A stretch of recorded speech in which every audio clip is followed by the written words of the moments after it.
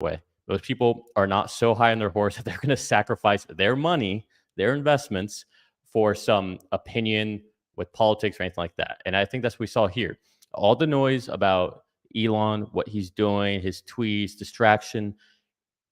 This showed us that that was all noise. That was all BS because the vast majority of people are in line with their interests and they do think that Elon is the best person to be here.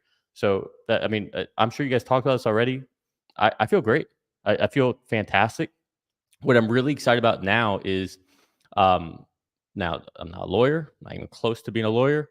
I've done very little research on this, but I did ask Grok if a company in Texas can, I forgot how, let me, I posted about this, so I'm like going to butcher this already, but essentially they're allowed, they might be allowed in Texas after they've IPO'd to have a two-tier stock share system. I'm butchering this, guys. I'm so sorry. I'm amateur here. Very, you came in hot and then you humbled yourself real quick. I know. I'm trying to pull it up here, but X is crashing on me right now.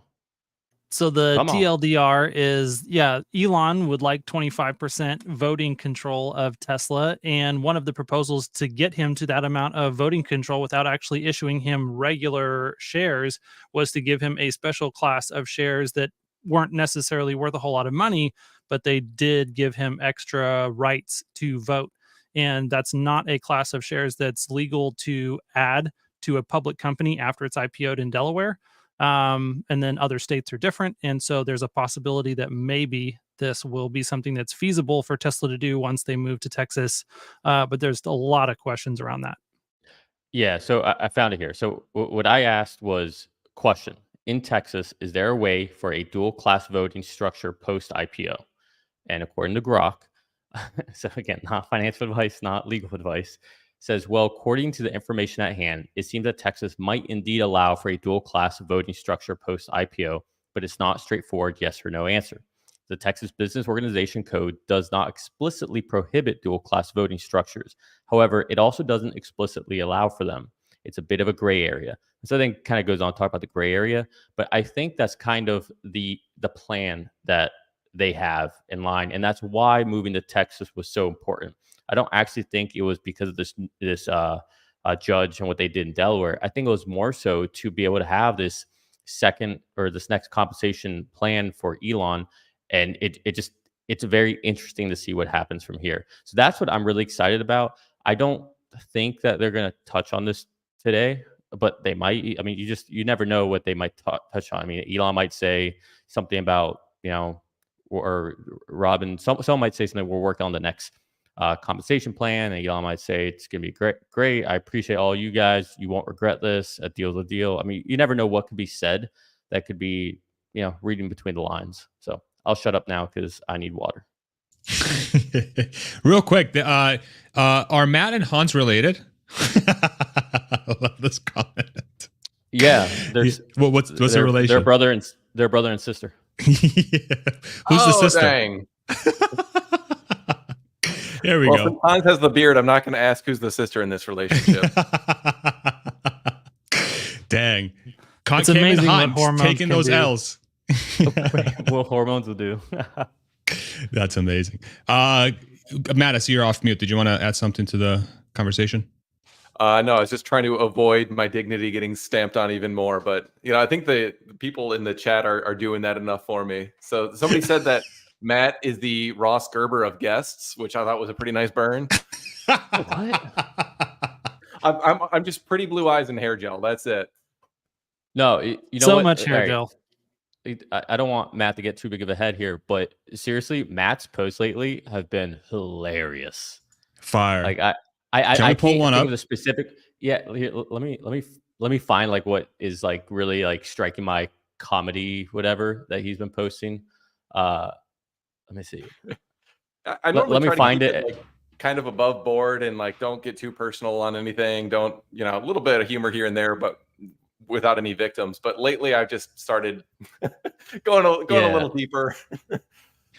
Well, I mean, I feel like, tell me if this is very petty, and I know the answer is yes, but maybe I want to hear it from a third party because this will help me calm myself down. I really do feel like the chorus of voices that were very vocal about trying to drive a no vote, especially after driving a yes vote, I think those folks they deserve to be mocked in public, to be completely honest, because I really think it was such a politically driven sort of rhetoric. I feel like it wasn't driven by logic or facts. It was driven mostly by, he said stuff that I couldn't process, and thus I'm gonna let it sway my investing decisions, or worse yet, they were using it to show face that, hey, I'm not like this, and then behind everyone's back they were voting yes, right?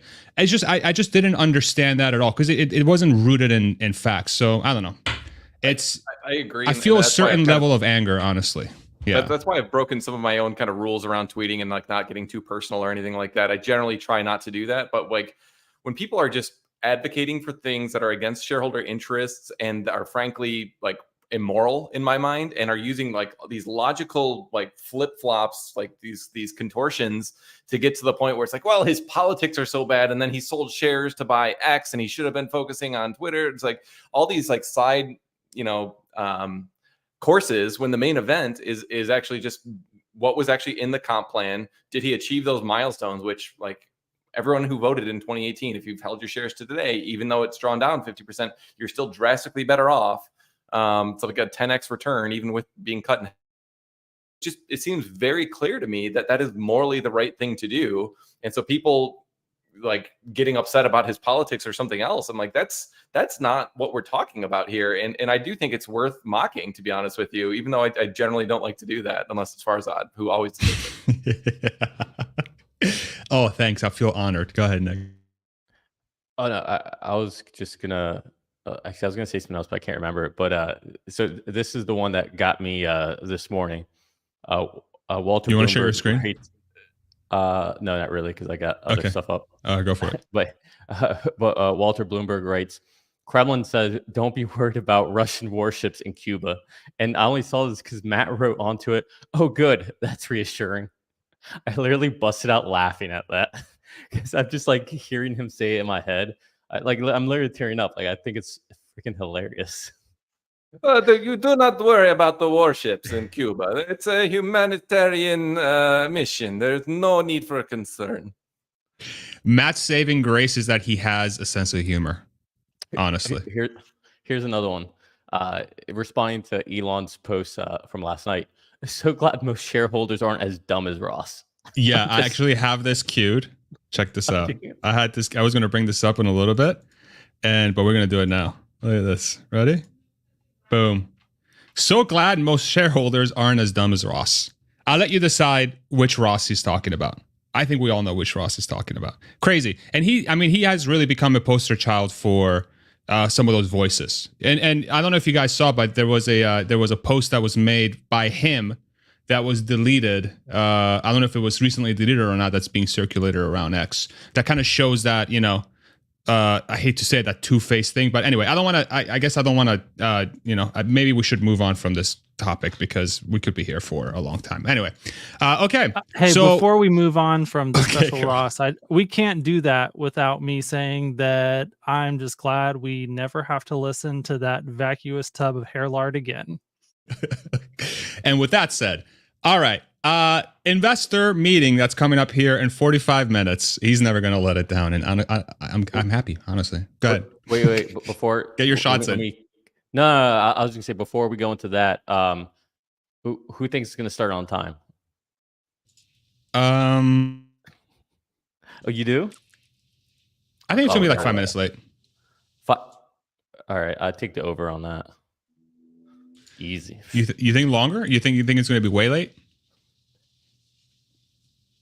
At least 15 minutes. Okay. We'll see. Yeah. I think this one is a pretty important meeting, though, if you really think about within the context of Tesla's last few meetings. This one feels one of the biggest, if not the biggest, because of that vote. Because it really was which again is a weird thing to talk about because it was already passed. It was literally a derailment by that judge in Delaware. But it feels very big because it is kind of like, does it feel like a turning point for you guys at all? Does it feel like there's been like a shift in sentiment ever since this vote was announced last night? It kind of feels like that to me, but I don't know if that's me just being a little too excited with the recency of the news. It definitely feels that way to me. I mean, to me, I think it is more the kind of overhang is removed sort of thing, more so than like tone is shifted. But like this was in the Tesla Twitter sphere, like nobody's talking about Q2 deliveries. I mean, a couple people still are, but like nobody's really talking about robo taxis. Like the stuff that actually matters has kind of taken a back seat to like, oh, like shareholder voting and like all this stuff. So I'm just like super excited to see that get back to the surface. Also love that in that comment you just put up there, your name was misspelled again. Nobody can spell your name. Farzad, Charzad. I got them all. Okay, let me run a poll to see if people think we're gonna go on time or not. But okay, so as far as the meeting itself goes, that's gonna start here in about 40 minutes. Do you guys think we're gonna get any new information? And I'll sort of kick this one off. I think we will hear some new stuff around Robotaxi and the bot during this meeting, because I think this meeting is gonna be a way for the investing community, the Tesla investing community, to start moving forward. And I think that's how they start moving forward, is like, hey, here are the things we've been working on, that we've been talking about. And I wonder if they're going to try to frame that for the next, like the new comp package, the new incentive package, because, Elon's due for one. And especially now that there's going to be a lot of legal battles, and we're actually going to talk to Richard tomorrow, Hans and I, to kind of flesh this out a little bit more. But it does feel like that is, like we've talked about before, and some of y'all mentioned, is like that now is coming into focus. And I feel like this is a good time to sort of be like, okay, we moved on, we'll figure this out, and then we'll start talking about bot and robotaxi immediately. How do you guys feel?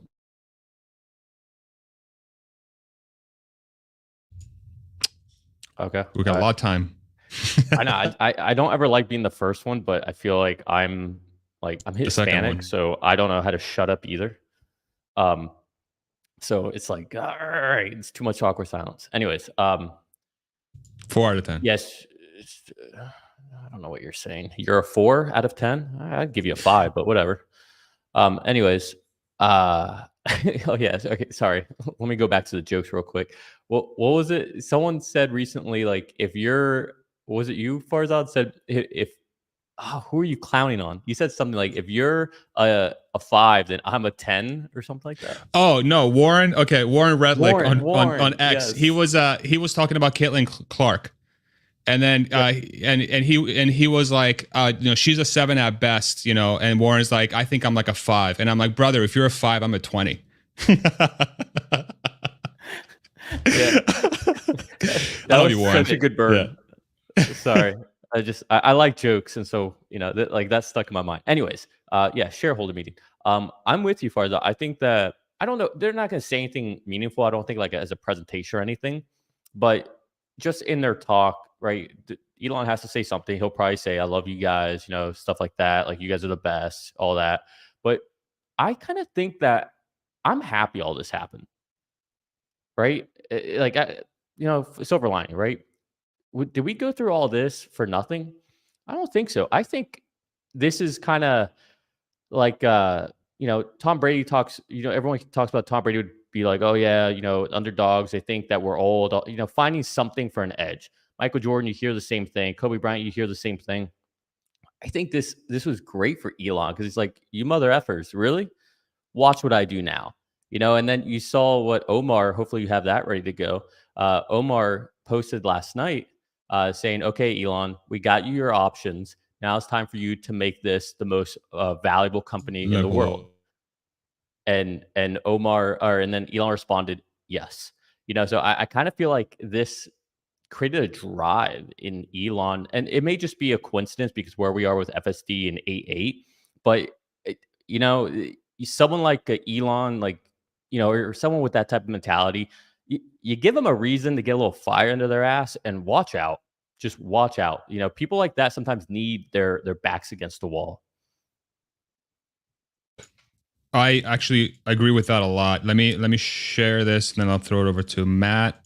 We got Omar's post. He was like, Omar's catalog on X. Make sure you go follow him. Okay, Elon Musk, we got you the options. Now you have to make Tesla the most valuable company on earth. Deal? And then Elon says yes to that. So, but it's funny because in theory that would take a Newcom package because he already hit the goals, right? So it's an interesting sort of response. Go ahead, Matt.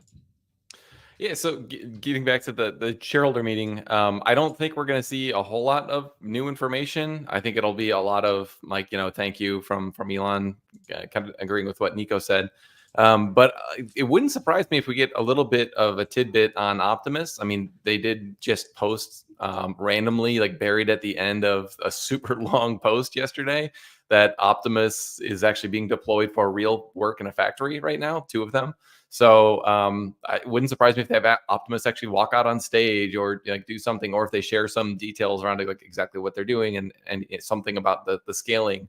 I don't think they'll talk robotaxi just because we're so close to the 8.8 event, but it wouldn't surprise me if we get a little something on progress with Optimus. I was very surprised by that announcement. I was very, very surprised. Not so much that they are trending towards that, but more that they made it public, right? And I think that's kind of what gives me the impression that Tesla's trying to set up a sort of framing for the next leg of the company, whatever you want to call it, starting today, that people need to stop really thinking about the company truly as a car company, like a car company, and move over to and really start thinking about it as an AI company, as a humanoid robot company, as a company that's really working on groundbreaking artificial intelligence technology. Geez, this sleep deprivation is really something. And if anyone is interested, there is a video we published yesterday on this channel that is based on the report that Rethink X did on humanoid robots. Our team with Hans, David, and David's team, myself, and Adam Dorr and the Rethink X team, we made this 42-minute long almost documentary on how humanoid robots are most likely going to impact society, the economy, governments for the next 10, 20, 30 years. So if you're interested in learning more about that, make sure you check that out on this channel. I think we called it, what did we call it, Hans? AI-powered robots explained? Explained. I think the future of AI-powered robots explained. Yeah. So make sure you go check that out. I think it will give people, and it's not like a Tesla video. It's a humanoid robot video. It really is looking at the overarching trends of the industry, not so much the Tesla bot. It's just the Tesla bot happens to be a subset of that technology. Go ahead, Hans. Yeah, it's because the robots are coming. So looking into all of that. What a plug. What a plug. Link in the description below. Awesome. Go ahead, Hans. Yeah, so I guess on my side, coming back to the shareholder meeting today, I like your call out there, Matt, that because I think we have gotten mentions of like Optimus will show up randomly when you don't expect it, and then when you do expect it, they won't say anything about it sometimes. And so I think today might be a good day for another update video. I would love to actually get a video of it working in the factory doing whatever that useful work is. And that's definitely a very significant possibility. But other than that, yeah, should be relatively light on the details. I am interested to know what are the results of all of the shareholder votes. I'm hoping that we do actually get Kimball reelected. I know that a lot of people think that he's just on the board as a family thing, and I don't think that people appreciate how important his role is there as someone who can really interface between, like, Kimball understands Elon Musk better than any other human on the planet, and Kimball can say things to Elon that no one else can, and he can get through to Elon just like he can because of the relationship that they have. but then also he knows how to talk to Elon in a way that other people don't. And so I think Kimball's a critical interface between Elon and the rest of the board. Very important. And so I really hope that his vote passes. And then one of the things that we know from the Walter Isaacson biography, just to circle back to the point that Nick was making about this being a good thing for Tesla, that all this stuff has happened, that Elon does kind of thrive on chaos and opposition. And this is a good example of that. And I mean, we have seen him focused on Tesla and the Tesla mission at a higher level recently. I think there's a number of contributing factors. Some of it is that X was taking a lot of time before. It's not taking as much time now. But also there's some significant technological milestones that we've hit recently that open up the possibilities for what Tesla can do in artificial intelligence. Like, it would have been really, really difficult for Tesla to build version 12 any earlier than they have built version 12, even though that they knew this was the direction that they were going. Like, we had to, the entire field of artificial intelligence had to get to this point for us to finally be able to actually build version 12. And so I think that right now some of those pieces are kind of coming together, and they are requiring Elon's attention and oversight at a deeper level than they have in the past as well. So those are kind of coming together. And I'm just excited to see Tesla continue to execute over the next 24 months. I think that these next 24 months are going to be a critical period, just like 2018 was critical for the Model 3 ramp. I think that's kind of what we're heading into right now, that we are in the roughly 2,000 units per week of Model 3 production out of Fremont phase of FSD right now. That we're getting there. We may have to do some crazy things between here and full completion. But if we do that, then on the backside of that, there's just massive success. Couldn't agree more with everything you said. Let's bring up some comments here real quick. There is a question. What time is the meeting at? So it starts at 3:30 p.m. Central, which is in exactly half an hour from now. Let's go around the horn here and answer this question. Do you people actually hear yourself? Matt, do you hear yourself? Lost my unmute button. Yeah, unfortunately, it's not pleasant a lot of times, but Okay. you know, I am who I am, and try to get better every day. Okay, Nico, do I you take hear out yourself? my personal dissatisfaction in my life on Farzad, though, so that makes me feel better. That makes a lot of sense. Nico, do you hear yourself? I have to. I edit too many videos. Nice. Hans, That's how about annoying. you? Since I'm not wearing the AirPods and I actually have the corded monitor AirPods, I do hear myself right now. Okay. I can't hear myself through the headphones, but I can hear myself through my mouth. So it's, yeah, I can. Yeah. Okay, I love that, like, people who make these sorts of comments never use their real name or face. Always or anonymous. Yeah, because Always they all look like shit. Yeah. Well, That's why. Here's my question. Okay, now I got two questions. What is that bottle? What is it? Oh, this? That's Athletic Greens. Use my coupon code in the description below. Thank you, Nick. I was waiting for somebody to ask. Go ahead. That's what it is. I was actually making fun of your colorful. Yeah, bottle. the green was already used. I had to go with the pink. Yeah. Anyways, Straight out of the 90s. I like it. What? This is streaming on mine too, so I'll say that I'm allowed to say this. You have to be one of the biggest losers in life to sit here on a live stream such as this just to throw shade at people. Like, you have nothing else going on in your life that you want to come on here just to comment and be a naysayer like that. Like, seriously, go get laid. Go do something with your life. Like, life's too short to waste your time hanging out with people or watching people that you don't like this. Like, this is insane to me. Like, I'm sorry for you. Like, genuinely, I have empathy for you. Like, go do something. Yeah, but do you hear yourself? Yeah, go get laid. What a great advice. Yeah. Matt, you do it a lot. We know that. You can find he has proof at least 6 times. You can find Nick at Investing Against the Grain for all your six times, man. 6 times. Hell yeah.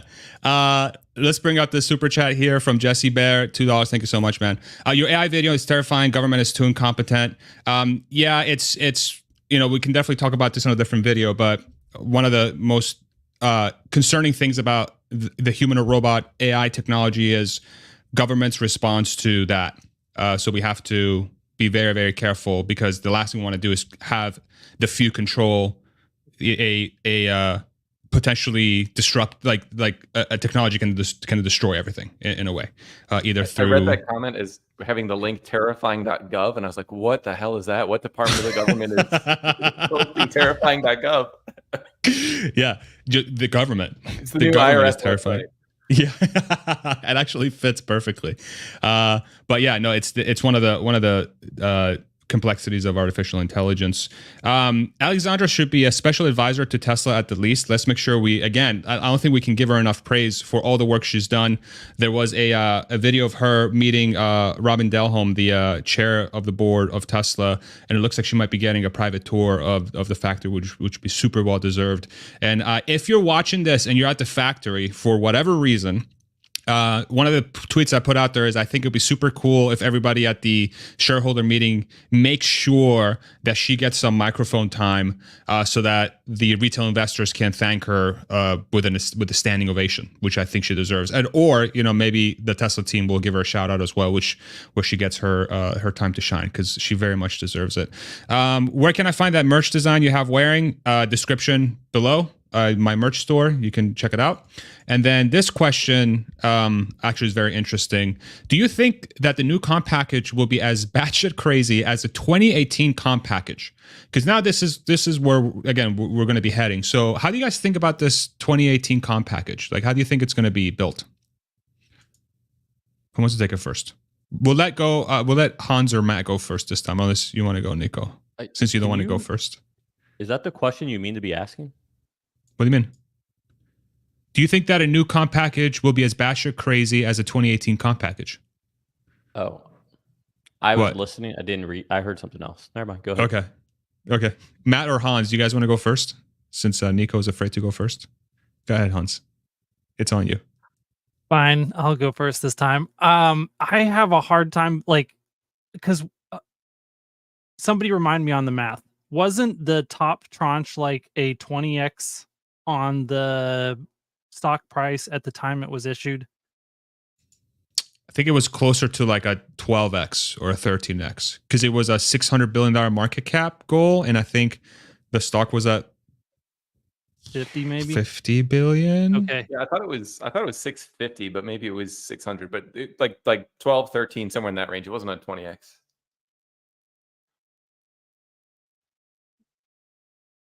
So I mean, we're if we say we're roughly 500 now, then we'd have to put the top tranche at a $6 billion market cap.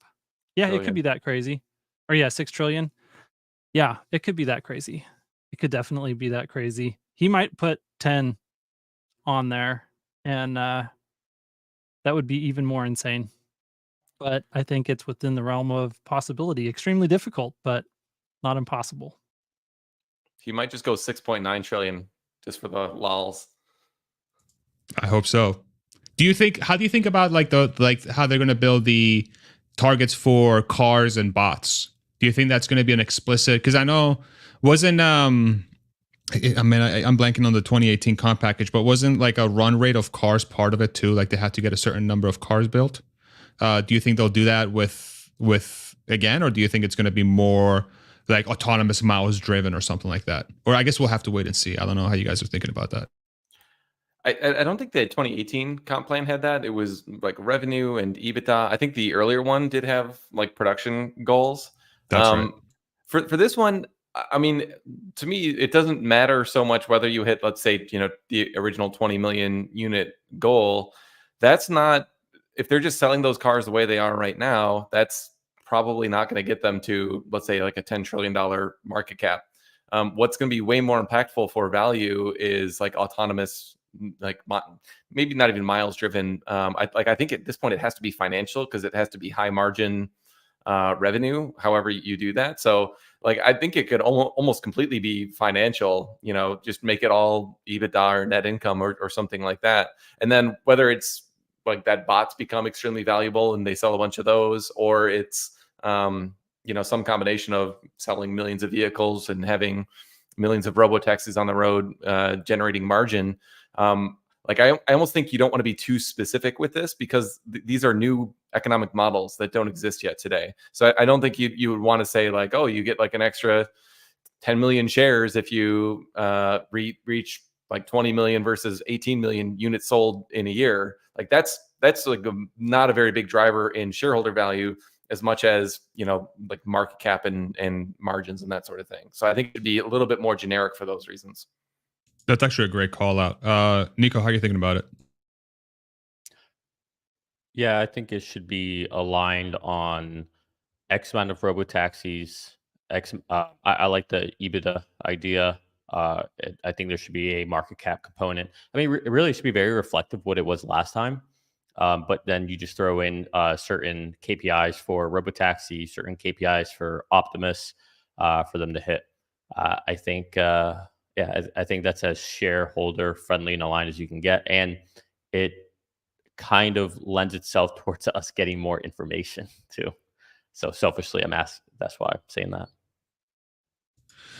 Real quick, I want to bring up this really generous super chat from Anthony. $50, man. Thank you so much. That's awesome. First, Farzad super chat. We're a bit overzealous on Tesla. I get that, but all the latest investments are happening in one space. To get overexcited is understood. We're here for that reason. Not everyone is as invested. And I think this is a very interesting point, because this is sometimes like when I hear the opposite side of the Tesla story, like the negative side. It's like, these guys are just, they have no idea what they're invested in, or they have no idea what the company is, and it's led by a fraudster and a scamster, blah blah blah, and everybody who talks about it is a scamster and a fraudster and blah blah blah. I think that's a fundamental misunderstanding of the technology that Tesla has in these places, right? So that they've proved it out with the electric vehicle. And it's still quite obvious that they have the best cars in the world, value for money. Some of the Chinese competitors are very close seconds, and that's amazing to see. But if you look at it from a total percentage of cars built, Tesla has a gigantic advantage from that front, and they've shown it year over year. So to think that same company, when they're investing so much time and effort and money into the humanoid robots and the AI piece, that they somehow are not going to have a good chance of reaching that, I think is sort of a miss. And it's on the person doing that research to validate that thesis, right? And I think that's what's so exciting about the Tesla story is that, yeah, of course, like some of us sound kind of crazy, maybe a little too crazy excited talking about it, but I think it has merit, because there's a lot of special stuff happening at that company, and there's a reason why it's so popular. There's a reason why anytime something breaks about with Tesla in the news or whatever, it gets as much attention as it does. It's because there's a lot of attention on the company, because it does do really cool stuff, and oftentimes it's very, very innovative and game changing. So yeah, I appreciate that comment. Did you guys want to add anything else on Anthony's comment there? Let's see. I One do, of the but things yeah, go ahead. that is interesting. His comment around everything that's made money recently has been in one space, and I assume that he's alluding to AI. And I mean, everything that's making money can almost just be boiled down to one company, and that's Nvidia. And Nvidia is a great company. It's run exceptionally well by Jensen. Jensen is an incredible CEO. And the fact that they're able to earn, 70+% margin on a hardware product is insane, and really speaks to the leadership that Jensen has displayed. But one of the things when you go back and you look at market cycles that you realize is that, the picks and shovels providers in a new market trend do great, and they are usually the first ones to be in capturing value. But the value that is captured by picks and shovels is usually less than the value that they enable on top of them.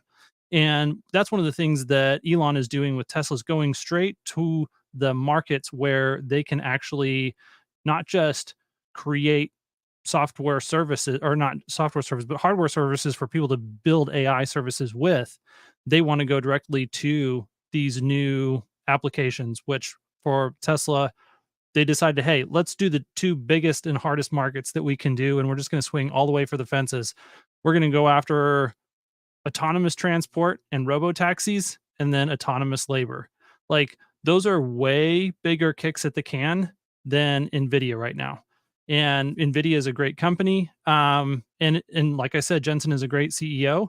But I think that if Jensen can execute what he has done so far with Nvidia, the likelihood that Elon can execute at that same level for Tesla in a market that's going to be bigger than what Nvidia has been going after is likely, and that's why we're excited about it. Nico, go for it. Caught you at the wrong time. Yep. My wife brought me in some little snack. I'm hungry. Shout out. Okay, so I don't think I'm going to say anything inappropriate here or confidential. So if I do, whoops. I was I have some friends that work at Nvidia, and we were talking. And Farzad, Hans, you both know this. I've been saying for a long time now that I don't view Nvidia as an AI company. And my whole point has been, tell me what AI product they have. What is it? Where's the artificial intelligence? Tell me. And I was on with them and we were talking, and I posed them the same question. And I told them, like, listen, Nvidia is a great company making crazy margin. There is no number two at the moment. But with that said, I would not classify Nvidia as an AI company. I do not think that you guys do anything that is artificial intelligence that I can go and buy. You make chips, yes.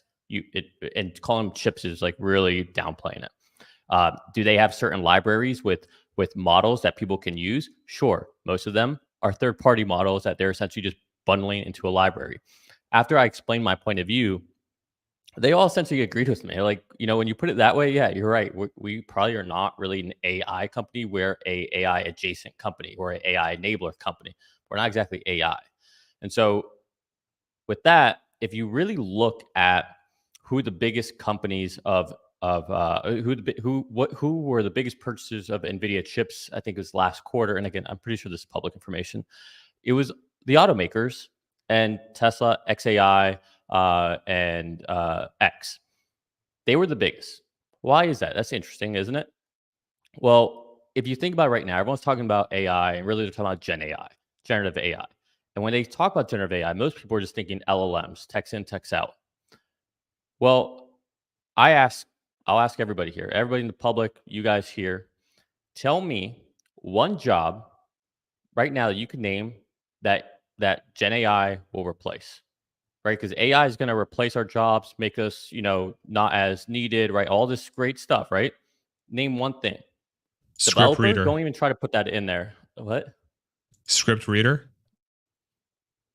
I don't know what you're saying. Script reader, like an AI voice. Script reader? No, I don't think it would. Can it do that right now? You're telling me it could replace it right now? Is it being done right now? Mm-hmm. Oh, you're talking about your stuff? Mm-hmm. Do you still need to be there to do it though? Yeah. Yeah. Okay. Got it. Okay. Developing. Everyone always says, "Oh, well, developing." Listen, even the best out there, if you consider Copilot the best, it's about 50 to 60% accurate at a time, right? So it makes a lot of mistakes. Are there many great efficiency and productivity enablers? Yes. Are you taking the human out of the equation? Absolutely not. Not even close. And trust me, I'm literally in this space dealing with all these companies who are trying to. Anyways, I don't want to get too much into what I do, but Tesla is the only company right now that's taking a current job. By the way, the biggest job in the world, which is drivers, I'm going to take them out of what they're doing. There's no other AI project right now that is doing that or even close to doing that. Yet Tesla's doing it at a vast scale, from an inference to, again, who's buying the most of the chips? It's Tesla. And that's plus all the ones they have, plus what they're trying to do with Dojo, which I think they're kind of sandbagging right now. So I don't think that we are being overhyped about this. I think this is like the most obvious thing that's out there that nobody's talking about, and everyone's getting excited about. Ooh, look what I can do with this! It can write me an essay. Oh, amazing! I think people are so caught up in that, and they're not seeing what's actually right in front of them. And maybe it's that they just don't know. Because I know people who have Teslas that really haven't even experienced FSD yet. And so it could just be that. I mean, Tesla, to be fair, hasn't tried to advertise this at all. I mean, we saw what they can do when they want to advertise, right? We saw with the shareholder vote, right? They know how to advertise when they're ready to. I don't think they're ready to get FSD that advertised. They're not trying to grow adoption of it right now. And so I do not think that we are getting overzealous or overhyping this, but we see it, we experience it, and the alpha is insane. So again, I just constantly go back to there is no other company out there that is actually doing AI in the way we have fantasized about it without watering down what AI means other than Tesla. Yeah, I mean, I think you make excellent points, and I agree with your premise. I think, you know, but I do think that over time there's going to be many of those players. Perhaps Tesla is the first one that's going to take the biggest chunk out of that whole thing because they've been working at it for so long, right? But yeah, go ahead. Tell me another revolutionary technological breakthrough that's happened in the last 20 years where there's been a whole bunch of players. Cell phone. You think there's a bunch of cell phone players out there? I mean, really? There's what do you know besides Apple and Android? Well, I mean, those are the operating systems. Okay. That is the phone. Okay, that's fair. Okay, so what you're, yeah, okay. I see what you're saying. I think that's a fair point. Okay. Matt, did you come off mute for a second there? I wasn't sure. Yeah, I mean, I was going to kind of back your point up, Farzad. Like, there's the telecom operators too that have all kind of flourished under that environment. I was thinking about the internet too. I mean, that's a major technological development that all sorts of different companies and business models have flourished in. So I mean, and even if there was just like one company that had a monopoly on either one of those technologies, that past is not necessarily an indicator of the way that it's going to go.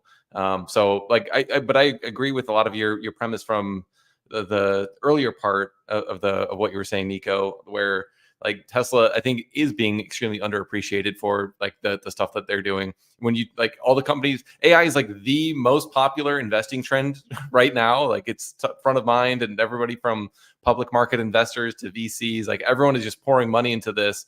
But like somehow, oh, Tesla, like Elon's a little crazy. Like they're AI, they say they're AI, but like I don't know. Let me see it in the financials first. Every other company that's like getting all these, with the exception of Nvidia, where the results are very clearly in Nvidia's financials right now. But every other company, they're just like multiples are going up, the valuations are going up because of the promise of future AI. And Tesla is being left out of that equation, which I think is just kind of hilarious, given what you rightly said, Nico, about the huge market. Like they're going for an approach that's completely unique and at a scale that is like extremely large. I mean, the first wave of it is autonomous driving, which is just like an absolutely massive opportunity. But then the second wave is like the TAM for the Optimus is like literally the entire labor market, but even bigger than that potentially, because there's no reason to think that you couldn't have 20 billion bots working in some future economy. So like the market potential here for these products is just like insanely enormous. And Tesla's not getting very much credit. I agree, Matt. This is kind of, I guess, the bigger. So you're right about the internet, right? But the truth is, when we say AI is more of as a concept. I would say it's a big umbrella, right? And the reason I say that is because AI can go many different ways, right? There's different subsets. Are you just talking about machine learning? Are you talking about generative AI? Are you talking about just transformers? Are you talking about specific neural networks? I mean, what are we talking about here, right? So AI is kind of a blanket. So I would equate AI to the internet. And in that case, I would agree. Yes, there's going to be many different companies, many different players on that. That doesn't mean there's going to be many players that are making big revenue. I would say right now, name me another company that is selling an AI product that is producing any revenue. Real, or forget revenue, that's actually profitable and producing income. It's not Microsoft, right? What are they doing? What are they doing that's unique? Oh, great. They're partnering with OpenAI. Oh, how innovative of them. What's Apple doing? Oh, they supposedly they have their own models, whatever, but we're going to let you also call it a chat GPT and, kind of, if we aren't that good, we'll suggest that you ask ChatGPT instead. Like, oh, great. And on top of that, they're all doing the same thing. They're all doing the exact same thing. They're all sitting there creating a website and they're like, look, I'm an internet company. I created a website. That's what they're doing. A website's like 10 cents. Like it doesn't cost anything. Whereas what Tesla's doing, it's unique. It has moats upon moats around it. It's very proprietary. You can't just do it if you want to. Anyone can go ahead and try to spin up some LLMs to create their own chatbot. Anyone can do that. So it's also that uniqueness of it, right? And I think that is really just not appreciated. And again, to be fair, most people don't know about Teslas to begin with, just electric vehicles and the basic understanding of that. Like, and I sit here, foolishly trying to act like, oh man, don't you guys know what's happening with FSD? Don't you see it? Don't you understand the uniqueness of it? And people don't even understand the concept of plugging in from your garage and the benefits of that. So I get worked up here. No, I think your premise makes a ton of sense, and I think in the next 5 years or so, you will be proven right that the net profits around AI from a software perspective, net income, like Tesla will have a huge share of that. That's how I'm thinking about your statement. If you know how Apple has a majority of the profits for the smartphone market, I think Tesla's going to have a majority of profits for the AI side from the software side, not the hardware side, right? Yeah. No, and I want to go through chats real quick here in a couple minutes before it starts. Go ahead. Yeah. So again, let's be very intentional with our words. I don't agree with you. I think Tesla will have the majority of the profits from a autonomous vehicle AI project. I think it will probably be a few players when it comes to humanoids, right? Because I would not say Tesla has a demonstrable lead there. I would say Tesla's only lead there is the fact that they have some experience with FSD and they have a manufacturing prowess. But if it comes down to data collection and getting out there, I would say we're kind of level playing field. I would make the argument that if they have the advantage from the car side, they also have it on the bot side, because scale and the vision approach that they're taking to solve for that is the moat. And I don't know anybody else who has that moat. Having the compute cluster up and running, really big deal. Yeah, very good point. Very good point. Yeah. Real quick, I want to go through these. Matt had a good point. To be clear, Matt had a good point. That's fine. Yeah, okay. Listen, let me highlight this comment. They are all great except Farzad. He laughs too much. I'm really sorry. My happiness hurts your feelings. I apologize, Hopper. I hope you can forgive me. Real quick, Buck, I'm no naysayer, but can I get late still? Thanks. Member for 29 months. Shout out, Buck. Just an OG. Love you, brother. You are the freaking best. Sean H, $5 super chat. Longtime viewer, first time commenter. Congrats on the baby and thanks for everything. Thank you so much, Sean. Really appreciate that. Real quick, let's do this one. Thoughts on when Cybertruck tech will come to S and X, and then the meeting's going to start in 4 minutes. Do you guys have any quick predictions on that? Quick prediction, that is the dopest name, Crypto Saiyan. I just got my wife watching Dragon Ball Z, and she made a Goku reference the other day, and I was like, that's over amazing. The moon. My life's complete. Yeah. Nerd. Do you have a prediction? Since you're nerding out on Goku over here. Cybertruck tech will come to sex, SNX. No. Okay. And does anybody have a prediction? I mean, we're still on the older batteries for them, right? Like, I think it's probably going to take some time. Like drive by wire, especially, that's like a very big redesign to get to 48 volt also. So I wouldn't even bank that it will happen anytime, and if it does, it's probably like 2 years away or more. Is kind of my thought. It doesn't make sense to pour development dollars for a major overhaul in 20,000 of a year when robotaxi is what really matters to shareholder value. It's kind of my view. Yeah. Hans? Yeah, I mean, it'll come to a large sedan and a large SUV at some point, but whether those vehicles will be the S and the X is anyone's guess, and I think it's more likely not than it is. If what he's talking about is steer by wire and 48 volt and all that stuff, whether like, I don't think there's going to be a cyber version of those either. So like, that's just never, like, there's never going to be a Cyber S or a Cyber X. That's just not going to happen. Yeah. Unfortunately, I think a lot of people would like that, but yeah. Okay. Real quick, thank you so much. $50 super chat from AI for Good. Awesome. Looks like we're about to get started here. We have this up. You guys can hear the volume? Yeah, I see Matt dancing, so I'm assuming yes. Perfect. $69 super chat from The Quest. Thank you so much. Shout out to Nick for calling out a few weeks back on a previous stream that Tesla is an actual AI company. As Chamath from All In has pointed out multiple times recently, the real world product use case for AI are few and far between these days. We just had a whole thing on that. Awesome. Thank you so much. Let's do a couple more here. By the way, heat pumps will be the future that rivals everything. It's like master plan step 5 from Anthony Lozego, $10 super chat. Thank you very much. And then Devin Mowat, $7 Canadian. 5 Musk companies. What do you see happening when they all converge? PS Tesla Vision will be 99% LiDAR. That seems oxymoronic. But yeah, I think when they all converge is like the master plan. There's obviously a lot of interconnect between all the companies, you know, Starlink and everything else. And then I really want to give a shout out here. I see Herbert on the side here. Herbert's also running his own stream as well, covering this stuff. So shout out Herbert. We've done these together in the past. This time we're doing a separate, but definitely feel free to hop between the two of us. Herbert and his team do a fantastic job covering this story as well. Okay.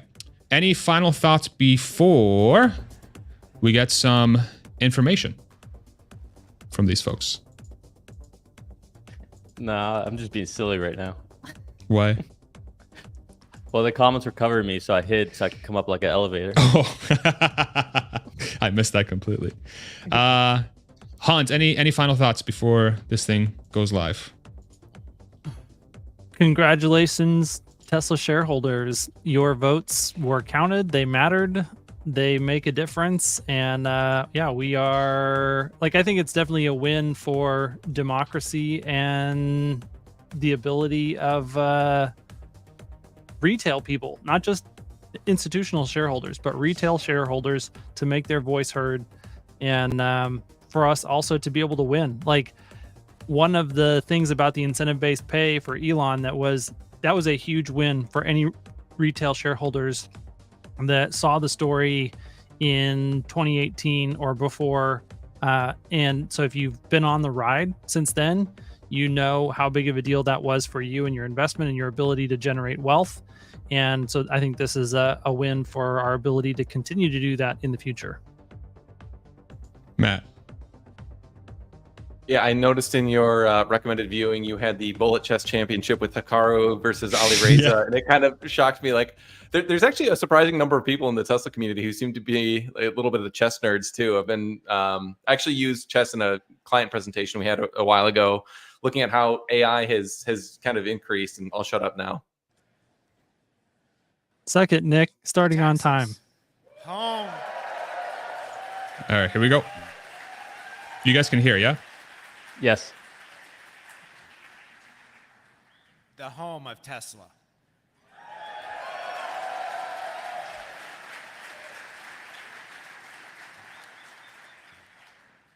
My name is Brandon Earhart. I'm the General Counsel and Corporate Secretary.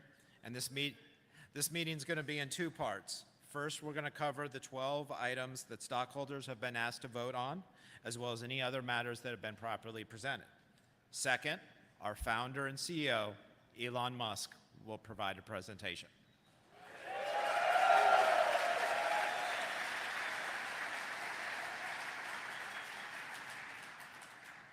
During the course of the following sessions, we may discuss our business outlook and make other forward-looking statements. Such statements are predictions based on current expectations. Actual events or results could materially differ due to a number of risks and uncertainties, including those disclosed in our most recent 10-K or 10-Q as filed with the SEC. Such forward-looking statements represent our views as of today, should not be relied on hereafter, and we disclaim any obligation to update them after today. At this time, I'd like to thank members of the Tesla team and the board that are here in attendance. A representative from PricewaterhouseCoopers, Tesla's independent auditor, is also present. But before we begin, I'd like to introduce you to our board chair, Robin Denholm, who would like to say a few words.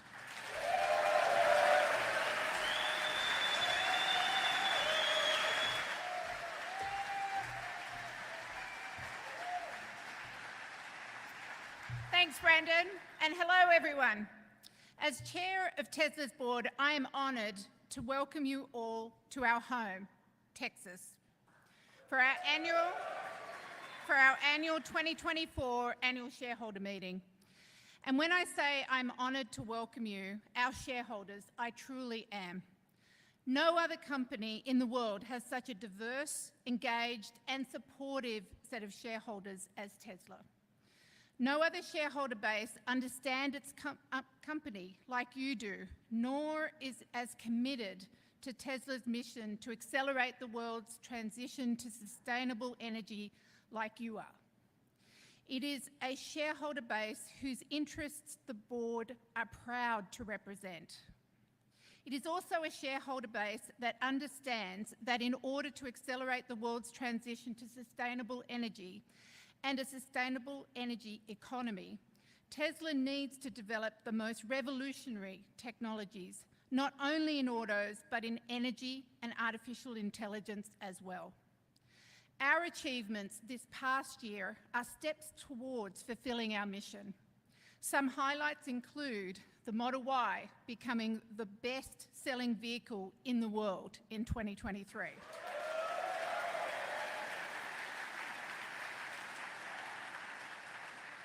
Beginning deliveries of the much-anticipated Cybertruck, proving that the muscle and utility of a pickup truck can be electric and cool. And our energy storage deployments reaching an all-time high in 2023, with the deployment trend continuing in 2024. By using our products, Tesla customers avoided releasing over 20 million metric tons of greenhouse gas emissions in 2023. That is the equivalent of 51 billion miles driven by ICE vehicles, an increase of about 18 billion avoided ICE miles since 2022. But to continue the exponential growth in greenhouse gas emission avoidance, we not only have to get our products into as many customers' hands as possible, but we also need to increase the utilization of our products. And to help further with that goal, we released FSD Supervised, demonstrating that our approach to autonomy is scalable and that accomplishments in artificial intelligence, along with leveraging our existing production lines to get our next generation products to market faster, are essential to achieving our mission. We have made and plan to make further investments in hardware and software ecosystem to further advance our path to autonomy and set a course to realization of robotaxis. But sustainability is not just about avoiding emissions. It needs to take into account the whole life cycle from the manufacturing of the products to the product's end of life. That is why we source responsibly. We design our manufacturing processes to use less water per vehicle than the industry average. And for the third year in a row, we power our supercharger network with 100% renewables energy.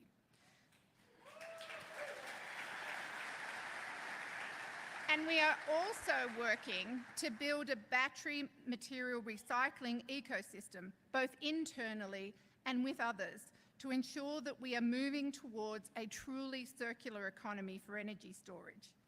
In 2023 alone, we supported the recovery of enough battery materials to build 43,000 new rear-wheel drive Model Ys. That result is the epitome of a sustainable economy. While sustainability is our mission, we also have the goal of safety. Our cars are engineered to be some of the safest in the world, and we take real-world data from our fleet and our ability to push over-the-air updates to optimize safety for all our vehicle models. Our attention to autonomy also plays a role in our goal of safety. Based on 2023 data, Tesla vehicles with driver assist technologies engaged have only a 1 vehicle accident per 5.64 million miles driven. Compared to the US, yeah, I think it's worth quoting. Compared to the US vehicle fleet of 1 accident per 670,000 miles driven. So not only are you protecting the environment by driving a Tesla, you're also protecting yourself and those who ride with you. With another year of progress in furthering our mission under our belt, I want to take this moment to thank our phenomenal Tesla employees, whose creativity, hard work, and dedication are the source of our success. Yes, huge thanks. And as most are also shareholders alongside each and every one of you, I hope each employee takes pride in the role that you have played in Tesla's accomplishments. I am proud of you, and the board and I appreciate you tremendously. Finally, I want to remind our shareholders that your board is listening, and we are here to represent your interests. You are, yes. You are the owners of the company, and your voices, your perspectives, and your input are critical to us as a board and to the direction of the company. My fellow directors and I serve as your fiduciaries and oversee Tesla's mission, purpose, and strategy with those responsibilities in mind. We continuously set the highest standards for ethical behaviour, corporate citizenship, and corporate governance. You don't see the day-to-day work of the directors, but I can assure you this is a highly engaged board, and I would like to thank my fellow directors for their dedication, whether it be inside the boardroom, meeting with our shareholders, or working closely with our team members throughout the company. Tesla is unique. Thank you.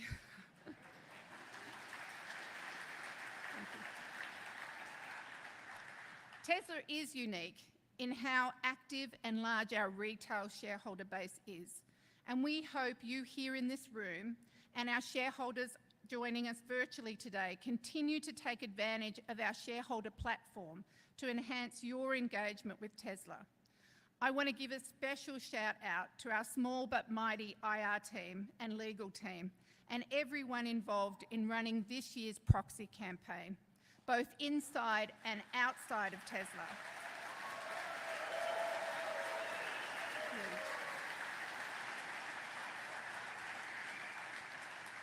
There is still much to do, but it has galvanized us around the strong belief that the right things are always worth fighting for. Thank you. And now I'll hand it back. Thank you. Now I'm going to hand it back to Brandon. Thank you. The volume is maxed. If it's soft, put up the volume on your side.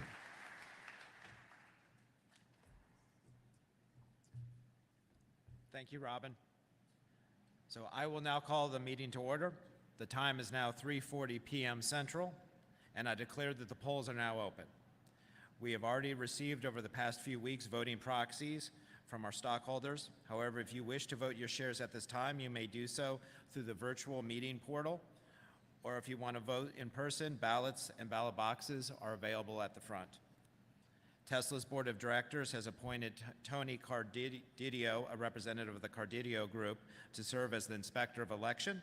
In addition, Broadridge Financial Services has certified that starting on April 29th, 2024, the proxy materials or notice of internet availability for proxy materials were mailed or provided to all Tesla stockholders of record on April 15th, 2024.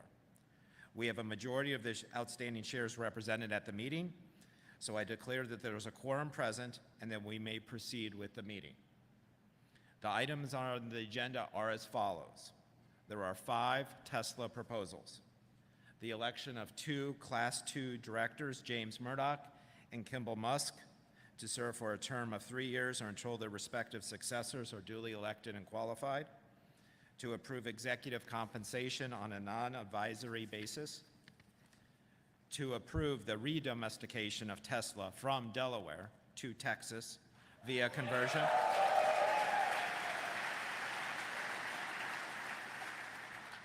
To ratify the 100% performance-based stock option award to Elon Musk that was previously approved by stockholders in 2018.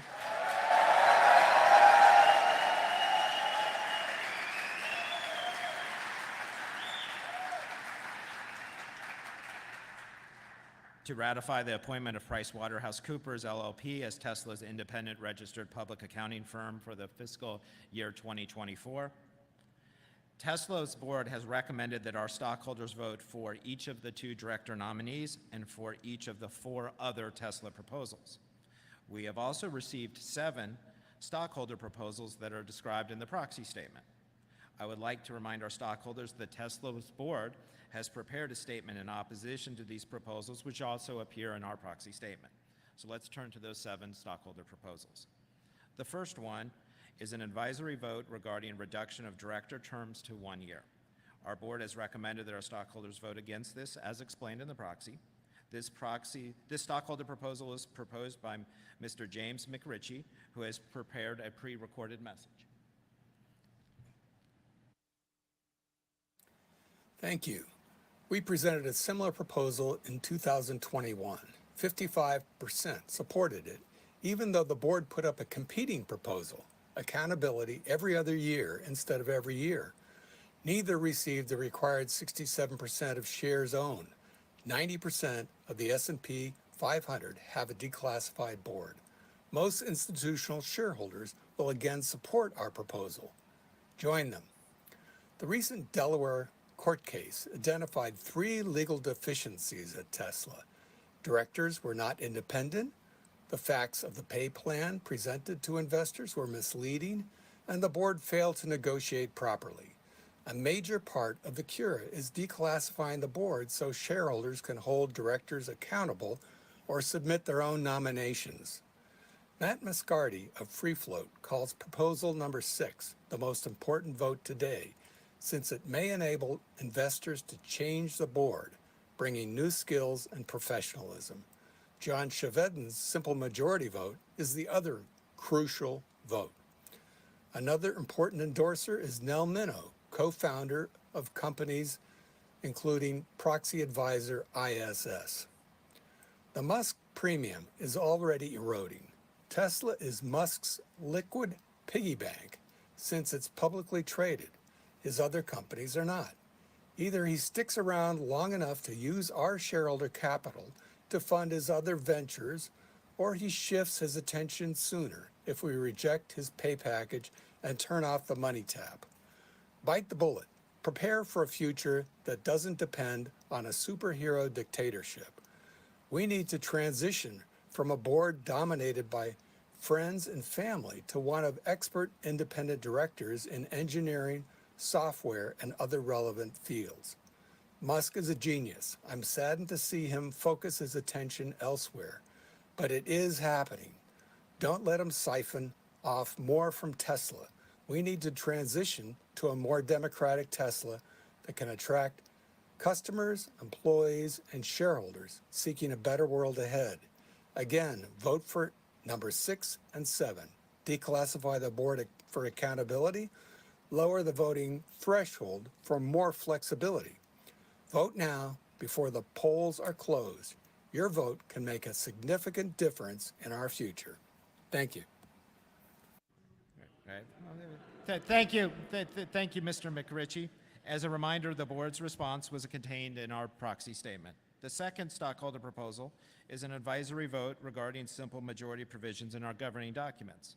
Our board has recommended against and are set forth for the reasons in the proxy.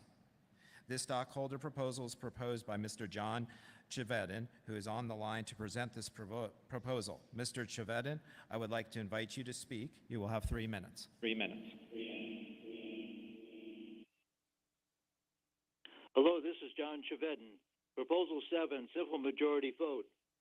Shareholders request that the Board of Directors take the necessary steps so that each voting requirement in the Charter and bylaws that calls for a greater than simple majority vote be replaced by a requirement for a majority of the votes cast for and against such proposals, or a simple majority. This includes making the necessary changes in plain English.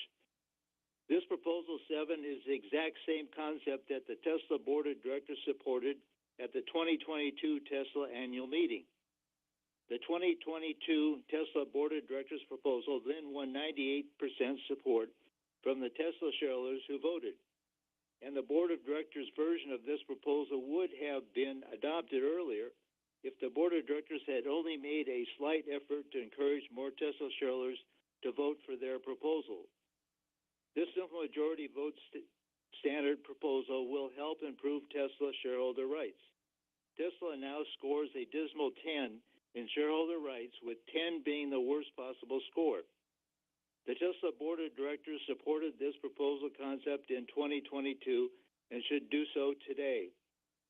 Shareholder rights and a simple majority vote standard are all the more important when Tesla has a CEO, Elon Musk, who is threatening to give less attention to Tesla and is threatening to withhold advanced technology from Tesla unless he gets a $56 billion paycheck. Never before have shareholders been under such duress when asked to approve an outrageous $56 billion CEO paycheck. Plus, there's no promise with the $56 billion paycheck that Mr. Musk will devote any minimum percentage of his time to Tesla or pursue any minimum amount of advanced technology at Tesla. Russ Gerber of the investment firm Gerber Kawasaki said, "I believe the Tesla Board of Directors is the most conflicted, least independent, and most incapable Board of Directors in the history of business. Please vote yes. Simple majority vote, Proposal 7. Thank you, Mr. Chevedden. As a reminder, the board's response is set forth in the proxy. Our third stockholder proposal is an advisory vote regarding annual reporting on anti-harassment and discrimination efforts. Our board has recommended against for the reasons set forth in the proxy. This stockholder proposal is proposed by the New York State Common Retirement Fund as the lead filer, which has requested that Dr. Kristen Hall, as represented for Neo Impact Capital as co-filer for this proposal, present this proposal. Dr. Hall, I would like to invite you to speak. You have 3 minutes. Thank you. Hello, I'm Dr. Kristen Hull of NEA Impact Capital. I'm here on behalf of lead filer, New York State Comptroller Thomas D. Paoli, trustee of New York State Retirement Fund, owner of Tesla shares valued at over $650 million as of March of this year. And I'm here as a co-filer of Proposal 8. The fund is a significant long-term owner of Tesla and has an explicit focus on investing in climate solutions. Longview Large Cap Fund, through its trustee Amalgamated Bank, AP7, and Arjuna join us in filing this resolution. Our firm name NEA means intention and purpose. We invest only in those companies we see building toward a better world, a sustainable and inclusive future. As the founder of NEA, I had been proud in our early ownership of Tesla. I saw the potential and the need for innovation in the automotive and the clean energy market space. However, when looking under the frunk, we find failures in workplace management, one of the most important components of any business. Employees need to be hired, trained, motivated, and engaged to do high-quality work. And we need those employees to be able to contribute to their top ability. To do so, they must feel both physically and emotionally safe at work. Investors are requesting the report outlined in Proposal 8 because workplace abuse, harassment, and discrimination have no place at Tesla. They can result in substantial costs, including employee turnover, increased absenteeism, and reduced productivity, as well as legal costs, all of which can impact shareholders' investments in the company. They may also lead to difficulties in recruiting high-quality employees, something that Tesla needs to remain innovative and at the forefront of a quickly moving technological landscape. We have expressed concerns about Tesla's workplace for years. And year after year, more harassment and discrimination allegations have emerged, with few visible improvements in Tesla's people management policies or practices to assuage our concerns. Lawsuits and class actions before Tesla now involve thousands of employees, with allegations including repeated use of racial epithets by managers and employees, segregation and discrimination against non-white employees in job assignments, pay and promotion, and retaliation when employees report their experiences. These concerns are why I now formally move Proposal 8, requesting that Tesla's board commission an independent report on the effectiveness of the company's efforts to prevent harassment and discrimination within this revolutionary and innovative workspace. Thank you. Great. Thank you, Dr. Hall. The board's response is set forth in the proxy materials.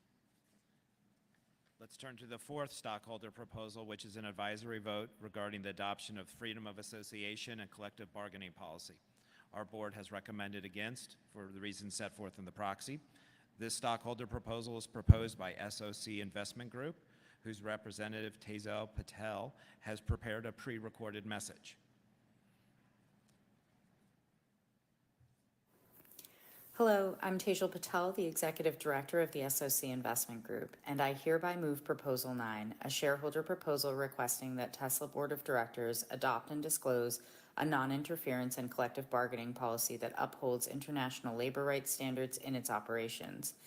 This resolution was submitted with other co-filers, and we are concerned that Tesla's existing policy fails to clearly explain how conflicts between international and local labor law will be resolved, and because of clear indications that Tesla is not adhering to its current policy despite the operational, legal, human capital management, and reputational risks involved. We recognize that Tesla revised its global human rights policy in April 2023 to explicitly refer to the rights of workers to free association and collective bargaining, but these revisions were fatally compromised. The statement committing to respect these rights includes the qualifier in conformance with local law, rather than referencing the often higher international human rights standards, suggesting that Tesla respects these rights only as explicitly required by local laws. Numerous signs suggest that Tesla is not respecting its workers' fundamental rights. In Sweden, Tesla has faced months-long strikes and boycotts over what has been characterized as a refusal to bargain. Moreover, as part of its reporting on the situation, Reuters wrote that Tesla has a policy of not signing collective agreements, which, if true, would directly contravene the company's current policy. In Germany, Tesla faces allegations of refusal to bargain and poor working conditions. In the United States, Tesla has had adverse decisions by the full National Labor Relations Board and the U.S. Fifth Circuit Court of Appeals over labor rights violations. Just last month, the NLRB issued a complaint alleging that restrictions in Tesla's workplace technology policy served to unlawfully discourage employees from joining unions or acting concertedly. It is also relevant for shareholders to consider the broader human capital management risks Tesla faces, including reports of higher health and safety violations and injury rates than peers, and numerous lawsuits alleging of hostile work environments. Freedom of association and collective bargaining are considered enabling rights, meaning that they empower workers to effectively advocate for additional labor rights, including the right to a safe and healthy workplace free from discrimination. The adoption of a comprehensive labor rights policy that clearly articulates a commitment to non-interference, good faith collective bargaining, and adherence to higher international standards would help Tesla better mitigate these human capital management risks, as well as operational and reputational risks, like we are seeing in Sweden. Therefore, we urge you to vote for item 9. Thank you. Thank you, Ms. Patel. The board's response is set forth in the proxy. The fifth stockholder proposal is an advisory vote regarding reporting on effects and risks associated with electromagnetic radiation and wireless technologies. Our board has recommended against for the reasons set forth in the proxy. This stockholder proposal is proposed by Lendrell Purcell, whose representative, Dr. Devra Davis, has prepared a pre-recorded message. I am Deborah Davis, founder of Environmental Health Trust. I am speaking with you today on behalf of shareholder Landry Purcell regarding her proposal seeking an annual report on the risks from magnetic fields and wireless radiation in their products. I'm also speaking on behalf of millions of young children, infants and toddlers, and pregnant women who are more vulnerable to wireless radiation, according to the American Academy of Pediatrics. I'm the founding director of the Board on Environmental Studies and Toxicology from the National Academy of Sciences, and I've published more than 220 scientific articles on environmental health and have concluded, along with hundreds of other experts, that current exposures to non-ionizing electromagnetic fields, called EMF, constitute a serious and unrecognized public health risk. Tesla vehicles operate with a 1,200-pound battery that emits magnetic fields and also uses wireless equipment such as Wi-Fi and radar emitting wireless radiation. Tesla should provide transparent information on measured exposures and efforts to reduce them. The World Health Organization has concluded that both low levels of EMF and microwave or cellular radiation are, quote, possible carcinogens, the same category as some pesticides and gasoline. The companies that provide secondary insurance, like Lloyd's of London and Swiss Re, have long considered electromagnetic fields to be uninsurable, comparable to asbestos, due to potential health and environmental damages. Tesla shareholders have a right to know how the company insures itself against such risks. The fact that current levels may be legal does not mean they are safe. In fact, U.S. regulations were set more than a quarter century ago.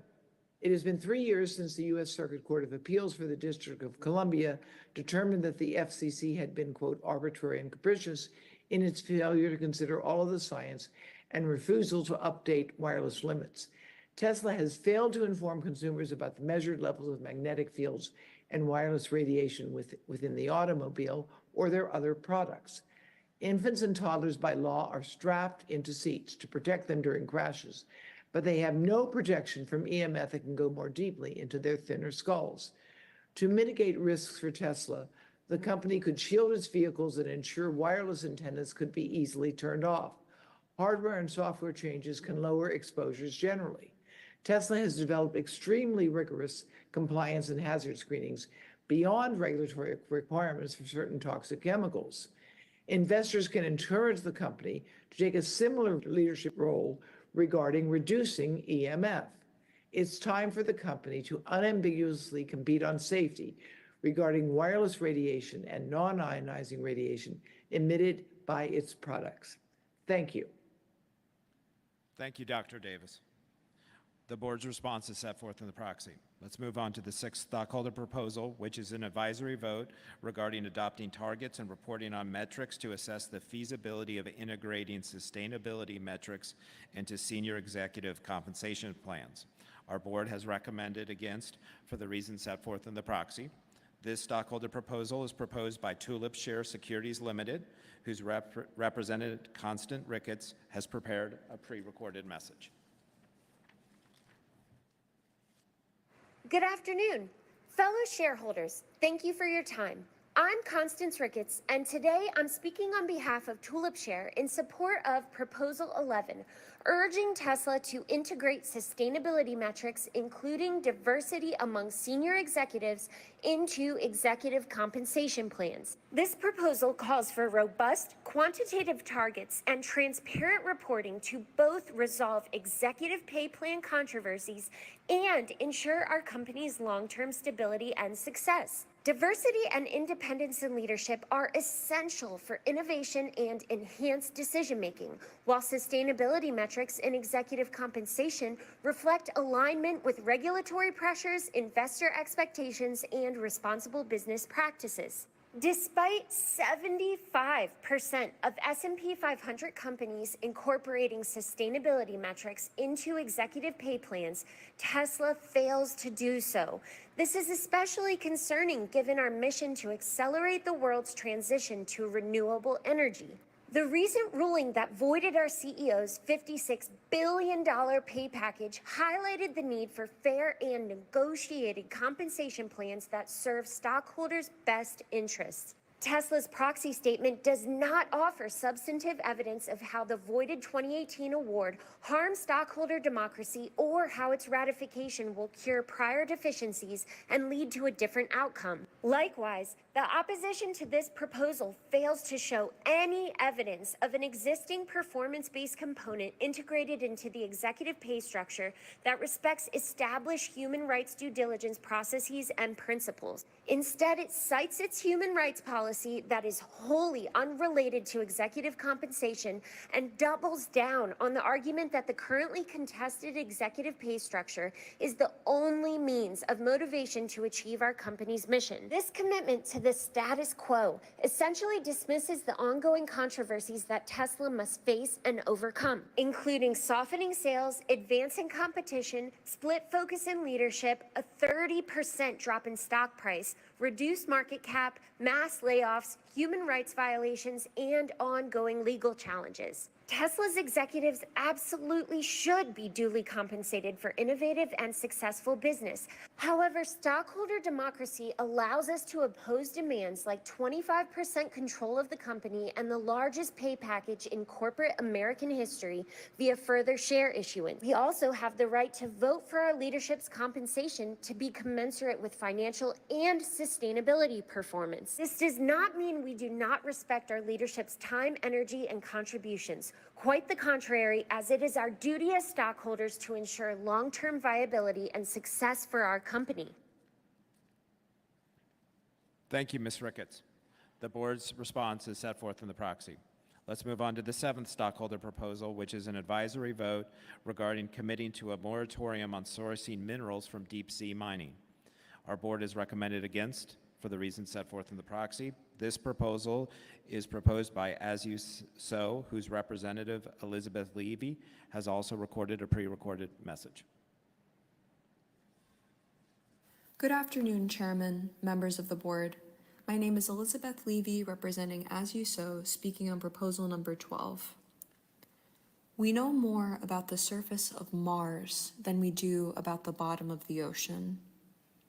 Even so, a new industry is moving forward to exploit the deep sea. We believe this industry poses risks to Tesla now and into the future. Deep sea mining is the process of dredging the ocean floor to extract battery-related minerals. It will indiscriminately destroy habitats and obliterate life in its path. Seabed mining could release carbon stores and toxic sediment plumes, poisoning marine food chains and disrupting sea life breeding and migration. The deep sea is complex and abundant with life. Its ecosystems are slow-growing and fragile, with little to no ability to recover from outside disturbance. Plans are moving forward to launch the process for commercial-scale deep-sea mining with or without regulation. Tesla's membership in the OECD and IRMA mining protocols does not resolve this issue, as neither currently applies to mining in the deep sea. Over 800 marine science and policy experts, 25 countries, 72 indigenous groups, and 48 companies are calling for a ban, moratorium, or precautionary pause on deep-sea mining. This includes Tesla's competitors BMW, Renault, Rivian, Volkswagen, and Volvo. Even General Motors has stated it does not plan to use deep-sea mine minerals. Our company's public stance on deep-sea mining matters. Tesla is the face of the EV transition, and its ambiguous position on deep-sea mining could drive investment in this controversial industry. Conversely, a clear stance restricting Tesla's use of deep-sea minerals can drive innovation in battery mineral tech, recycling, and circularity. With these technologies, even the most ambitious future EV use scenarios could be met without harming the deep sea. Tesla's failure to take a stand on deep-sea mining, combined with the fact that a former Tesla board director is now serving as a board member and special advisor to the CEO of the metals company, the very company leading the charge on deep-sea mining, raises concerns. Such a relationship appears to imply that Tesla supports the metals company in its deep-sea mining activities. Committing to a moratorium will clarify expectations and reduce reputational harm to the company, assuring customers and investors that Tesla will indeed wait until science shows deep-sea mining will not cause significant or irreparable damage. Thank you. Thank you, Ms. Levy. The board's response is set forth in the proxy.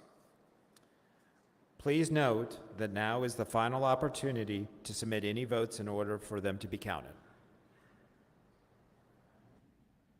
I declare that the polls are now closed.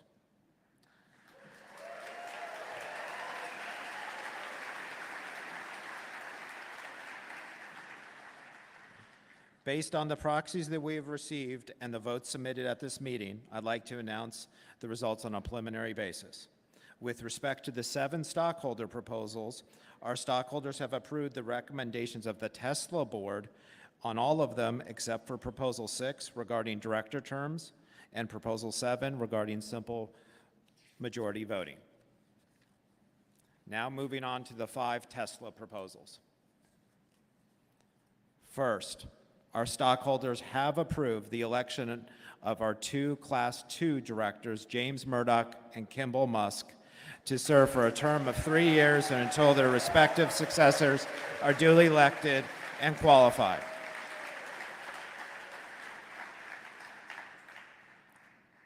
Second, our stockholders have approved executive compensation on a non-binding advisory basis.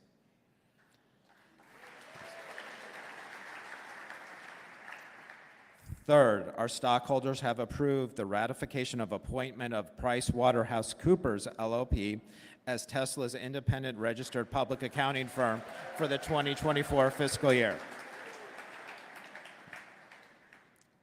Fourth, our stockholders have approved the redomestication of Tesla from Delaware to Texas.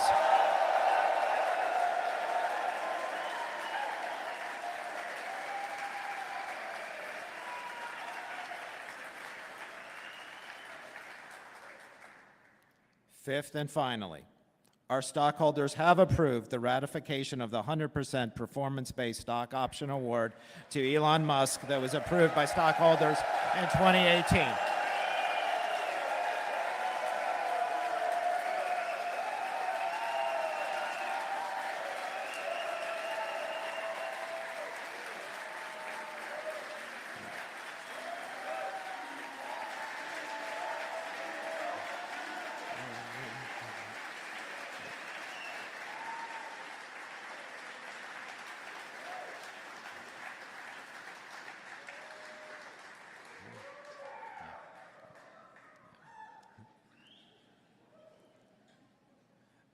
The meeting is now closed, and with that, Tesla shareholders, let's welcome Elon Musk.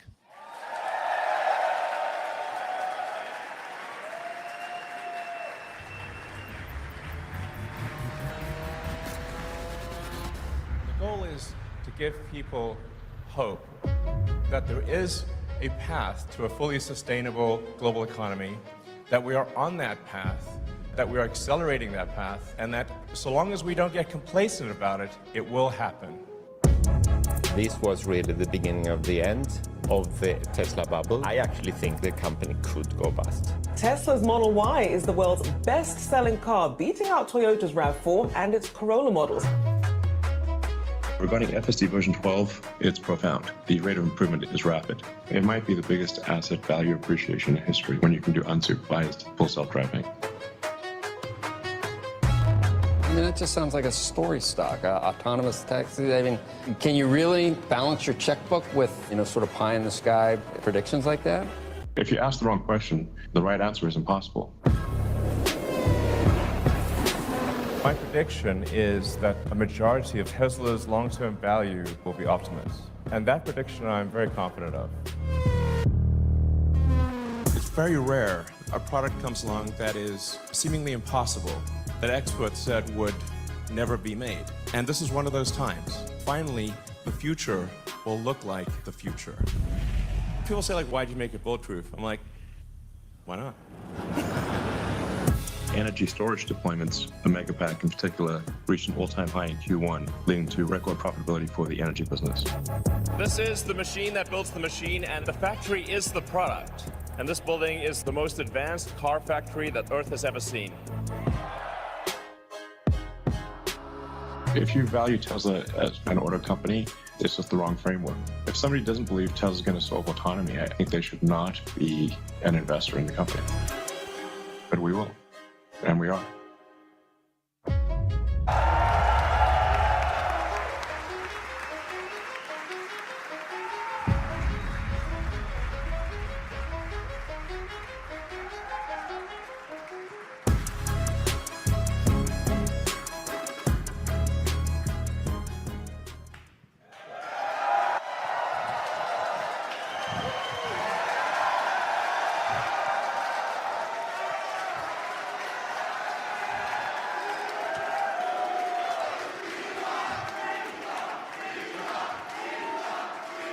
Hey guys,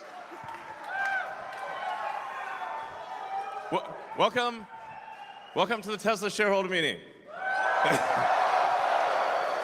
And I just want to start off by saying, hot damn, I love you guys. Yeah. We have the most awesome shareholder base. I mean, it's just incredible. Any public company, it's incredible. Wow. We've got a great sort of shareholder meeting here to recap the achievements of the company and tell you about where we're going. And I think it's incredible. I think we're not just opening a new chapter for Tesla, we're starting a new book. Okay.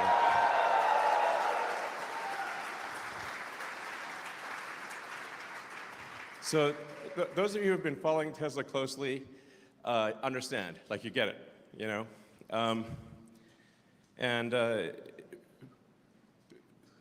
So like, the important thing is you get it. I mean, it's,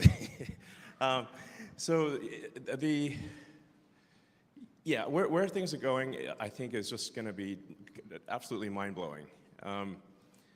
We're obviously making great progress in solving the sustainable energy problem, with electric vehicles, with stationary storage, with solar, and then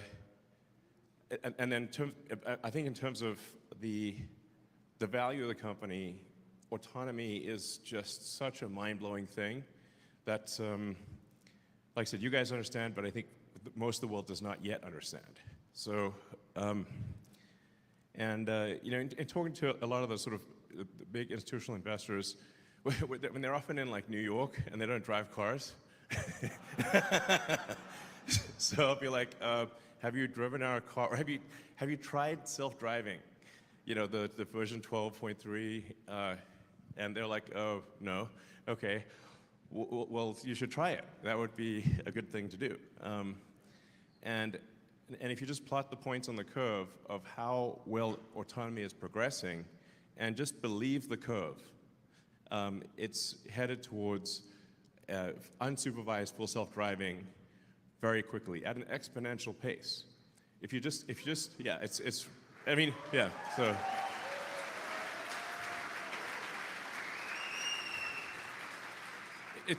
It's really as simple as that. And in fact, I'd invite you to just do it personally. Just say, okay, with each release, how many miles do you drive before you have to intervene? It's like literally that simple. With each release, you'll see there's a big improvement, and it looks like an exponential. So, and it's very clear that will actually go to the point where it is actually far safer than a person driving the car. And I have some insight into the next releases, because we've got basically for every release that's on the road, we kind of see what the next generation release is and a little bit about the release after that. So we have some insight into where it's going, and it's really amazing. No question whatsoever that will far exceed human safety. Yeah, no question. So, and I think I have mentioned this, but like sometimes it's like helpful to sort of reiterate and connect some of the dots, because sometimes people wonder, well, how do you go from this big fleet to actually monetizing the fleet in an autonomous situation. And it's actually a combination of it's like Airbnb and Uber to some degree. So there'll be some cars that Tesla owns itself, and it's kind of like an Uber fashion. But then for the fleet that is owned by our customers, it will be like an Airbnb thing. You can add or subtract your car to the fleet whenever you want. So you can say I'm going away for a week, at just one tap on your Tesla app, your car gets added to the fleet, and it just makes money for you while you're gone. Yeah.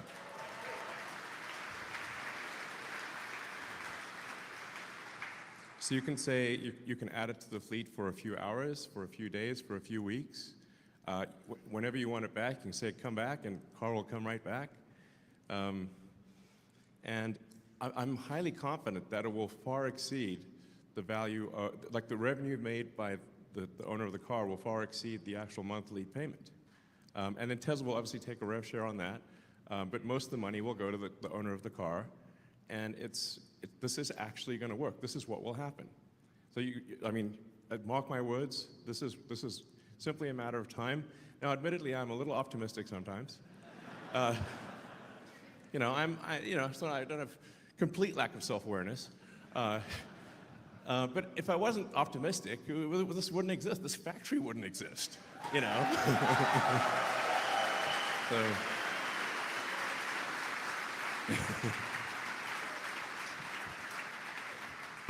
So, that's what my brother, who's awesome, he's here, just got reelected. No, sorry, those things. So, it's like a little anecdote. When we were kids in school, my brother would tell me the wrong time for the bus so that I wouldn't miss the bus. And then I'd be upset with him, like, why'd you tell me the bus was going to come earlier than it was? And he's like, well, because otherwise you'd be late for the bus. This is an actual thing that would happen. So I guess I've been sort of pathologically optimistic from birth. But that's the reason all this stuff is happening anyway. It's like I got to be somewhat pathologically optimistic, but I do deliver in the end. That's the important thing.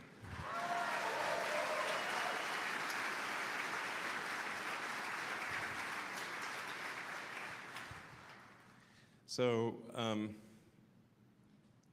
yeah, and it's really just going to be something else. I mentioned this before, but for ARK Invest, I'd recommend reading the ARK Invest analysis. That's the most accurate. There may be more accurate ones, but the most accurate sort of analysis of the potential of autonomy. The most accurate that I'm aware of is Kathy Wood's ARK Invest. And if I recall correctly, they predicted somewhere over a $5 trillion valuation for Tesla just based on vehicle autonomy, not counting Optimus. Yeah. Yeah. I agree with that.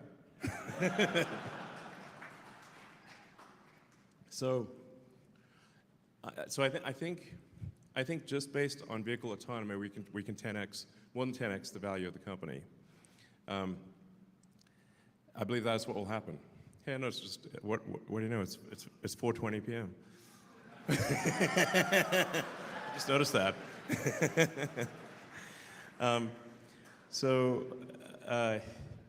Yeah.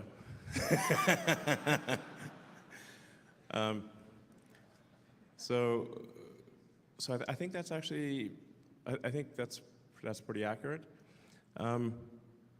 But it actually gets way crazier when you think about the Optimus robot, which is really a humanoid robot that is intended to be able to do anything you want it to do, to be your companion. It can be at your house. It can sort of babysit your kids. It could teach them. It could be a teacher. It can do factory stuff. I think that the ultimate ratio of, you say, how many super useful humanoid helper droids do you want? Like, who doesn't want a C-3PO? You know, but a C-3PO plus R2-D2 plus, you know, plus. It would be pretty awesome. I think everyone in the world is going to want one, like literally everyone. And then there'll be obviously robots in industry making stuff, and so I mean I think the ratio of humanoid robots to humans will probably be at least 2 to 1, something like that. 1 to 1 for sure. So which means like somewhere on the order of 10 billion humanoid robots. Maybe 20 or 30. And so then it's like, okay, well, let's say, you know, you kind of make, let's say the build rate is, I think the build rate will be probably something ultimately like 1 billion a year, humanoid robots, like actually. And if Tesla just has a 10% share of that, and it might be a lot more than 10%, and there's, you know, who make like 100 million Optimus units a year. I mean, for reference, the auto industry is roughly 100 million vehicles per year. So that, you know, sort of similar ballpark, at least within an order of magnitude. And I think we could make one for a cost of maybe at really high scale of about $10,000. It's smaller. It'll be less expensive than a car. So, and I think if you sell it for $20,000 or something, this is at large scale volume. Tesla would basically make about $1 trillion of profit a year from that. So, yeah. If the price earnings multiple is, say, I don't know, 20 or 25, something like that, that would mean a $20 trillion market cap from Optimus alone. And probably 5 to 10 from autonomous vehicles. So, like, I think it's actually conceivable, it's within the realm of possibility for Tesla to achieve a valuation 10 times that of the most valuable company today.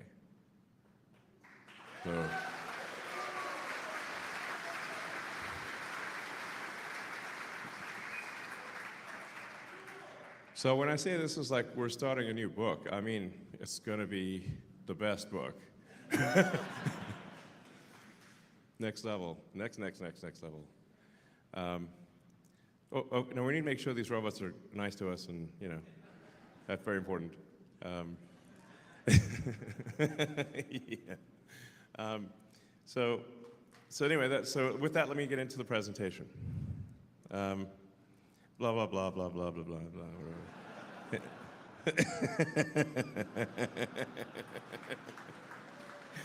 Oh man. I think it might be worth us just putting a word limit on future shareholder Tesla proposals. It's like you can't have like a novel length, you know. It's kind of like you can't have a whole novel as a Tesla proposal.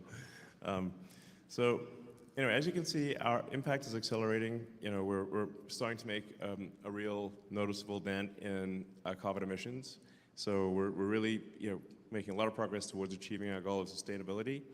And one of the effects of autonomy is going to be an even greater effect on carbon emissions, because I suspect that we'll go from passenger cars having about 10 hours of usage per week, about an hour and a half per day, to probably a third of the hours in the week, maybe 50, 55 hours, which means the same car will be used 5 times more often. So you need a certain amount of resources to make the car, but it'll have 5 times the usage, in my opinion. I think that's quite likely, which will be an even more dramatic impact on carbon emissions. So, you know, we care a lot about sustainable manufacturing. Our factories are beautiful. Like, you walk around the factory, it's actually, you know, contrary to these, like, what you read in the press, it's like a good vibe in the factory. Like, people are smiling and happy. It's like, it's nice.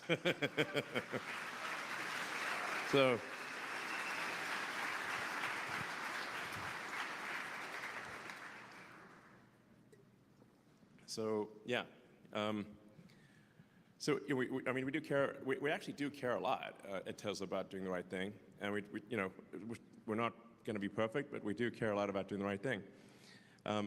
So our vehicles are water efficient, energy efficient. We try whenever possible to use renewables for powering the factory, and do our best to do the right thing. Our batteries are lasting a lot longer. I got too many things in my hand. Anyway, the batteries are lasting a lot longer, which is good. Safety is good in the factory. We're improving the affordability of EVs. Model Y is comparable to a BMW X3, but its actual cost of ownership on a monthly basis is much lower. We were #1 in EVs globally last year, so yeah.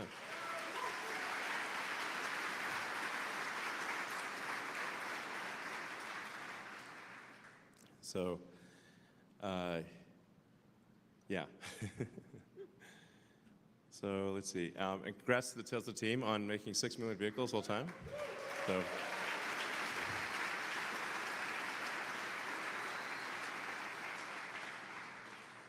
I mean, the Tesla fleet is really becoming very substantial. I mean, it's going to be 7 million vehicles by the end of this year, over 7 million vehicles. So, our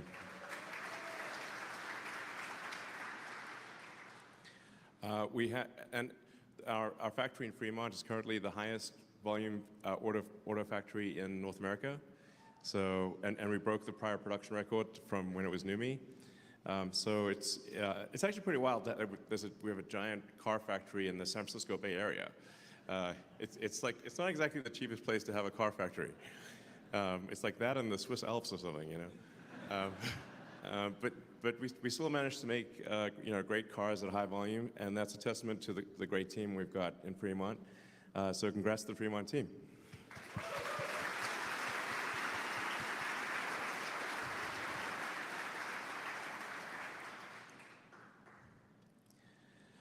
And a lot of people were saying the Cybertruck is like fake; it's never going to come out. Now we're shipping a lot of Cybertrucks. We hit a weekly record of 1,300.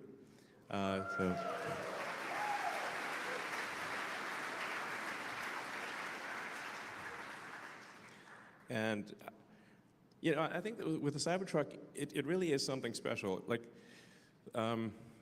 people sometimes have like different opinions on the Cybertruck, but if you really want to know if something is cool, if it's a great product, like show it to a kid, okay? Like no filter, okay? The kid's got like no filter, like a 5-year-old, 6-year-old, something like that, or even 3-year-old, and say, which car do you like? Cybertruck. So it's like, that's how you know. It's finally something that it just looks like the future. And it drives so well.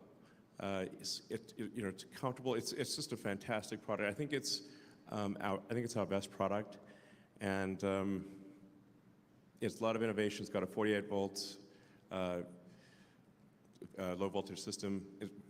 Finally, instead of 12 volts, 800 volt drivetrain, the world's biggest castings. It's bulletproof. All the cool things can outpull a F350 diesel, which is a very impressive truck, and it can it can do a quarter mile faster than a Porsche 911 while towing a Porsche 911. So that's insane. So yeah.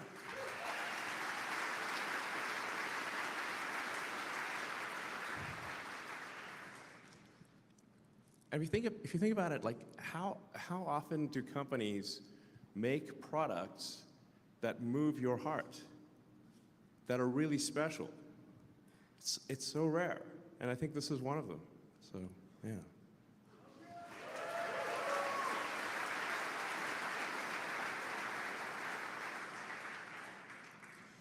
And we launched the upgraded 3, which is actually a fantastic car. I recommend trying it out. It's really a great car. And it's only $216 after gas savings, like total cost of ownership. It's basically $200 and something when compared to a gasoline car, a similar gasoline car. So it's really a great deal and a fun car. And the performance, Model 3 performance is, well, it's like, you know, faster than Porsche 911. It's just a great car. So, yeah. So, yeah. Yeah.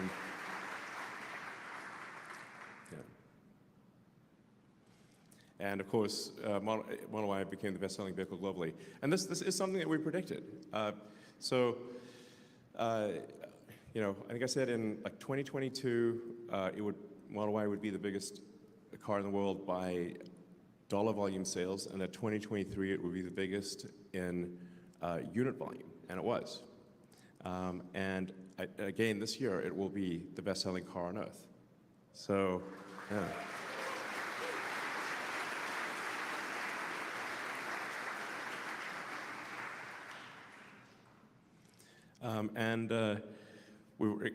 Obviously we've got the Tesla Semi.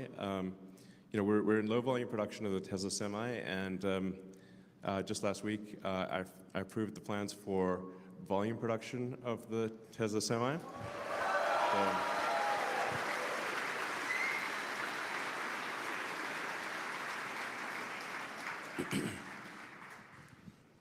So we're going to make a lot of semi-trucks. We're going to start off with, yeah, it's something, I think it'll actually move the needle financially. It's not like, it's not a small thing. And the thing about like commercial vehicles is that companies that use them are super objective. It's not like, it's actually, I mean, obviously we're going to make it have cool style and be an awesome car, but for commercial vehicles, the companies that make the buying decisions, they just look at it and say, like, what are the numbers? Like, is this cost less to transport or cost more to transport than say, a diesel truck? And the thing is that the economics are much better than a diesel truck. It's kind of basically a no-brainer. If you're a transport company, you don't use an electric, the Tesla electric Semi, you're just losing money. Why would you do that? Do you not like money? Okay. But if you do like money, then I recommend using the Tesla Semi. And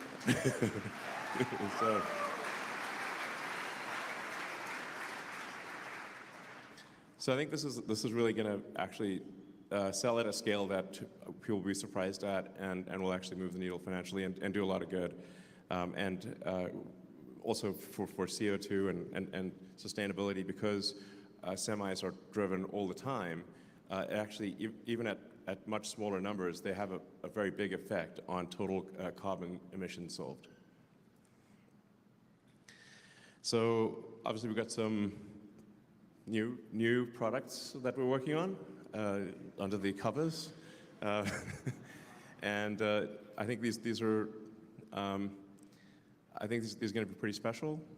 So you know, some of them I think people maybe at first may think, oh, it's not going to be that amazing, but just wait. It will be. So.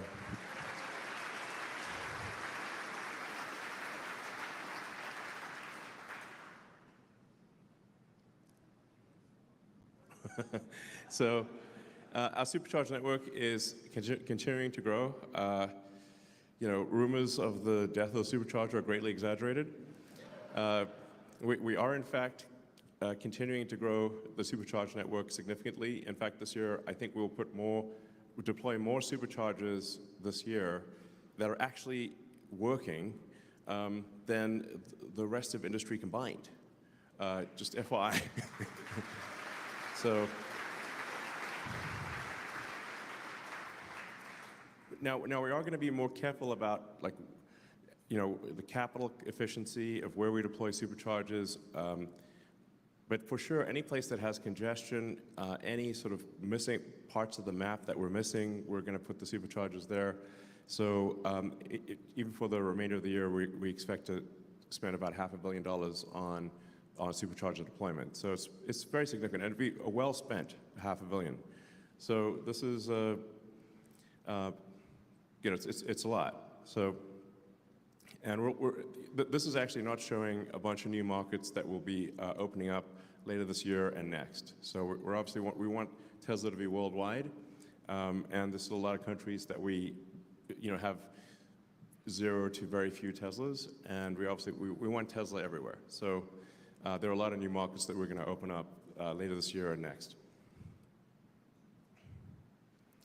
We're also opening the superchargers to other companies with the that's the adapter to the old somewhat clunky connector.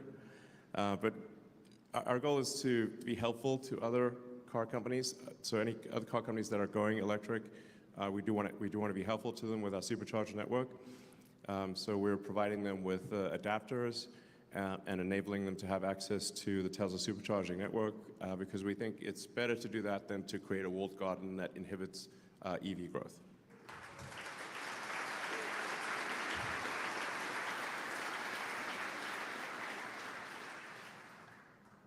Oops, there was a bit of latency here. And we're also innovating a lot in battery production with the 4680 that's built right here. And it's a hard problem, like there are entire companies that just make battery cells. That's all they do. But we're making good progress. Like all the Cybertrucks that you see use the Tesla 4680 cell. We have a clear path to the 4680 being, we think, probably the most competitive cell from a manufacturing efficiency standpoint. And so it is a hard problem, I have to say. There's quite a lot of brain damage required to be good at cell manufacturing. It's like a brain damage high. But I think it does give Tesla resilience in the face of if there are changes in the, I don't know, geopolitical situation somehow. But it's good to have some independence in cell manufacturing. Yeah, and we're making steady progress, and we also have the cathode refinery, which you can see behind the main factory. So you can sort of see it in the picture there. That's a cathode refinery, and then we've got the lithium refinery in South Texas. And so we're just making sure we've kind of got the pieces of the puzzle. And I mean, if you were to look at sort of a video of how Tesla does, say, cathode and lithium refining and how the rest of industry does it, it's night and day. I mean, you can sort of eat off the floor in the Tesla refinery, and I would not recommend doing so in the others. So, it's really, we're definitely going very, very vertical here. But I think this is it's a wise investment that will pay off more than people realize. So.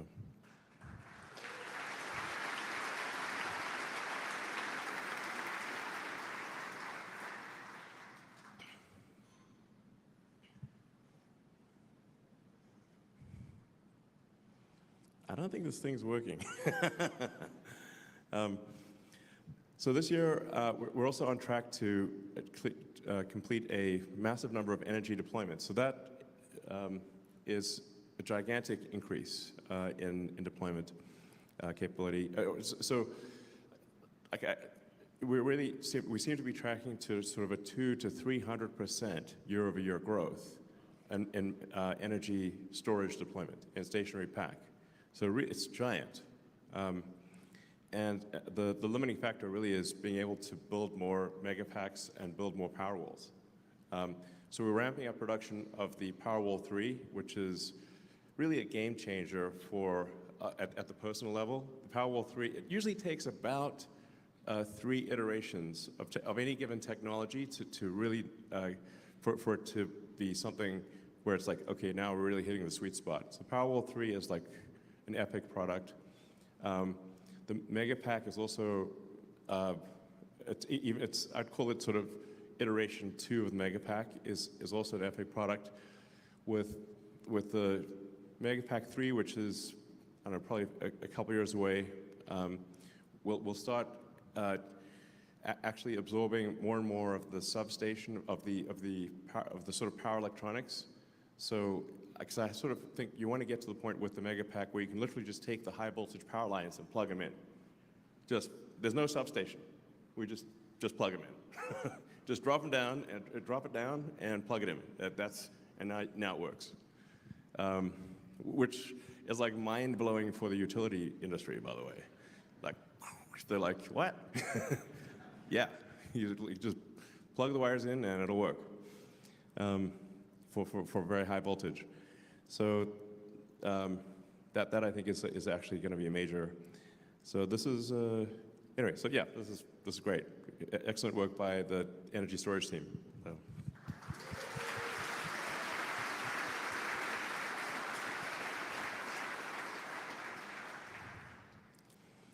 Services and other are also looking good. So we're actually now making money on the services and other stuff.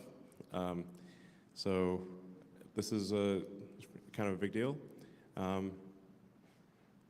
Great, yeah. So let's see. Yeah, and Tesla's obviously way more than a car company. We do a lot of software at Tesla. About, I don't know, roughly half or a very huge percentage of the engineering we do is actually software engineering. So Tesla's, I'd say, as much a software company as it is a hardware company. This is a very big deal because car companies are not software companies normally. So this matters a lot. So things like our Orbiter software for energy storage, all of the software that controls the cars, the Megapacks, the power walls, the solar, obviously for AI and full self-driving are a big deal, insurance, service and collision. Tesla also writes a lot of software internally that helps, like we call the Tesla operating system internally, that is head and shoulders above what any other company has. I think probably better than any Fortune 500 company. The Tesla internal software is just way better. So it's just far more than what people normally think of as a car company. And Tesla is also the leader in real-world AI. So there's really, this is a big deal. Like Tesla is ahead of Google, Meta, OpenAI, anyone on real-world software, actually taking in video and making decisions based on video. No one is even close. And it's getting better, I say, with each passing month, if not each passing week. So, yeah.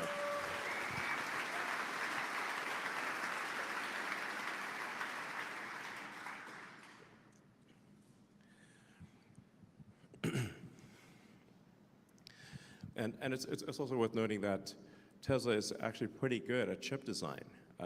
So the AI inference chip that was designed by Tesla that's in cars, we had sort of our hardware 3 AI inference cars made over the past year have the hardware 4. We've just completed design on hardware 5, which we're now calling AI 5, because it really is. There still actually is not a chip from Nvidia or from, and I have a lot of respect for Nvidia, from any company that we would prefer to put in our car that is better than what we have in the car. So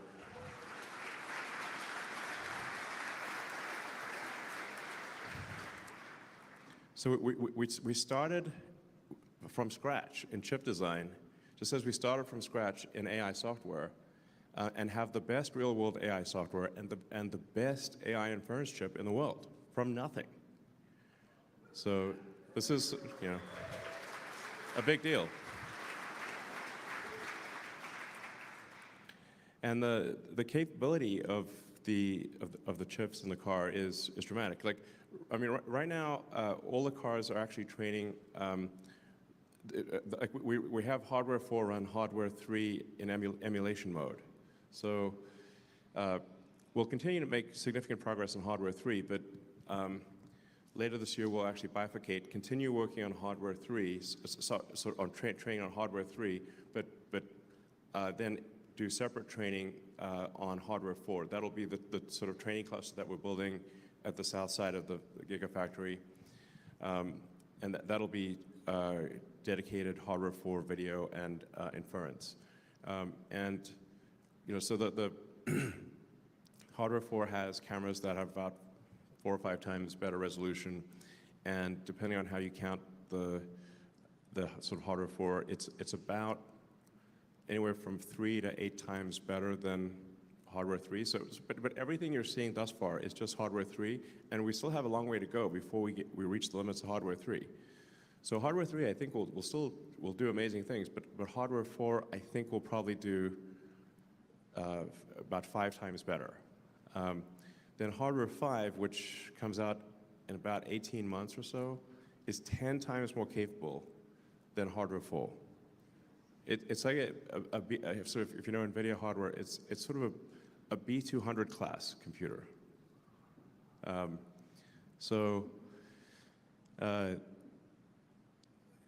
That's like this. So what we'll just progressively do is improve how many nines of reliability the car gets. And then of course that will go into Optimus as well. So the same chip will go into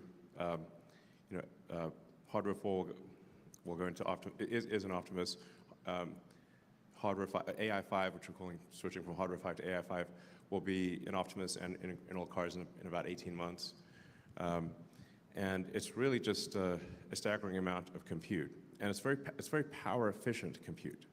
So it's got to be, because if you're in a mobile application like a humanoid robot or a car, you can't just be sucking down 10 kilowatts, like you can in a data center. So you've got to be very power efficient. So the sort of hardware 3 and 4 are only a few hundred watts. Yeah, this is hard.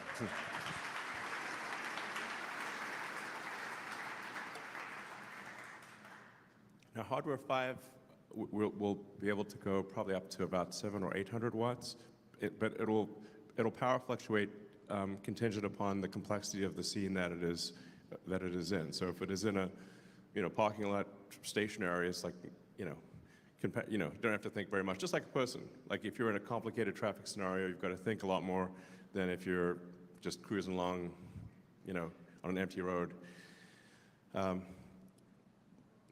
But something that I think is potentially interesting down the road is, like at some point, the Tesla fleet, I think, will probably be, over 100 million vehicles. And if each vehicle has a kilowatt of efficient inference compute, I think there's sort of an Amazon Web Services, AWS type opportunity, because if you've got 100 million vehicles with a kilowatt of efficient inference compute, you've got 100 gigawatts of compute. Like 100 gigawatts of compute is a lot, and it's distributed all over the world. So when the car is not in autonomous mode, which I think probably is,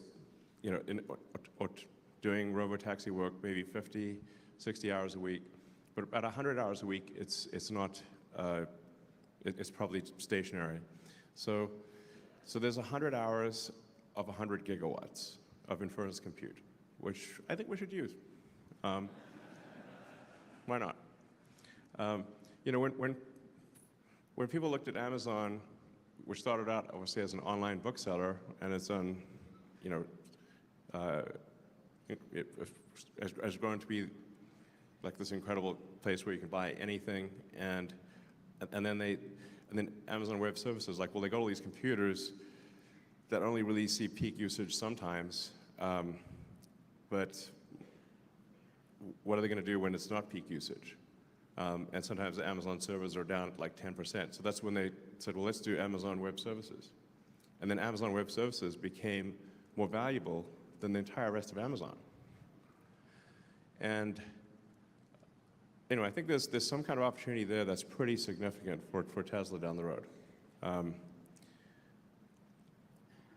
Again, that's really, nobody's really factoring that in. but I think that actually will be quite significant. We also are no longer compute constrained for training. So I check in with the team. It's like, is there anything we could do to improve the pace of progress with respect to training and inference? And currently that is not the limiting factor. In fact, the limiting factor right now is that the amount of miles between interventions is so long that it takes quite a while to figure out which version is better than the other version, because none of them are requiring any interventions. So it's like, you know, if you start getting to like thousands of miles between interventions, or you're like 10,000 miles to get an intervention, then like, well, the average person only drives about 10,000 miles in a year. And if it's in an urban environment, and the average speed is 20 miles an hour, I mean, so our professional test drivers get pretty bored, frankly. You know, they're like, okay, I drove all week and there was no intervention. Like the highlight of the week would be like, yes, an intervention, finally. It's like getting to that point. So this is where actually having a giant fleet is extremely important, because we can deploy a new FSD model and run it in shadow mode and see how well it performs. Compare how the human drives the car versus the new self-driving build, and then analyze that delta in shadow mode, like the shadow knows, or doesn't know, as the case may be, and then be able to assess by getting billions of miles very quickly with the giant fleet. Like that, basically, that data engine is incredibly helpful. Like actually, it's not possible to solve the self-driving problem without having millions of vehicles on the road. So, so that's actually is like figuring out clever ways to test how good the next FSD build is actually the limiting factor right now. And then of course, like I said, we are building another training data center right here, which will be dedicated to hardware 4 training. So we'll bifurcate hardware 3 and hardware 4 training later this year. We'll keep improving hardware 3, but we're going to uncork the full capability of hardware 4 as well. So, yeah.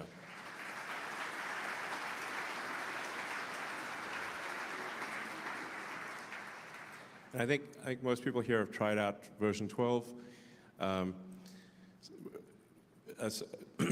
We did say like unsupervised full self-driving would be version 12. So we are actually just keeping the version arbitrarily at 12, and then like calling it 12.4, 12.3, 12.4, 12.5. But it's actually really like version 13, version 14. But anyway, this is an arbitrary designation. So 12.4 is actually like a whole different version than 12.3, and 12.5 is a whole different version than 12.4. So you'll see really giant improvements, I think sometimes factor of 10 improvements between successive versions.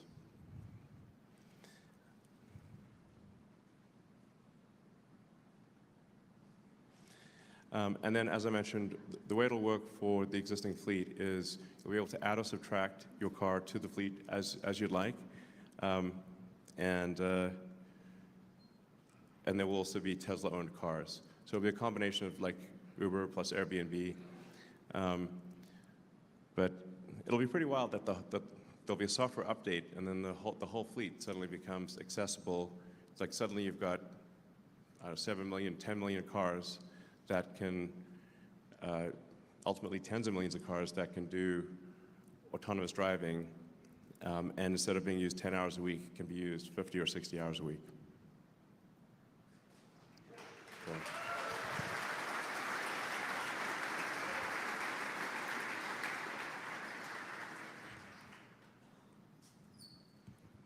So it's pretty wild to just be in Palo Alto with a bunch of cubes, and then a humanoid robot just walks past. We've made a massive amount of progress with Optimus in a short period of time, from someone pretending to be a robot dancing in a suit to a pretty hodgepodgey robot to a robot that is actually doing useful tasks in the factory today. So we have 2 Optimus robots in our Fremont factory that are doing basically this task, which is taking cells off the end of the line and placing them in a shipping container. And yeah, we actually have quite a few of these cruising around our offices in Palo Alto.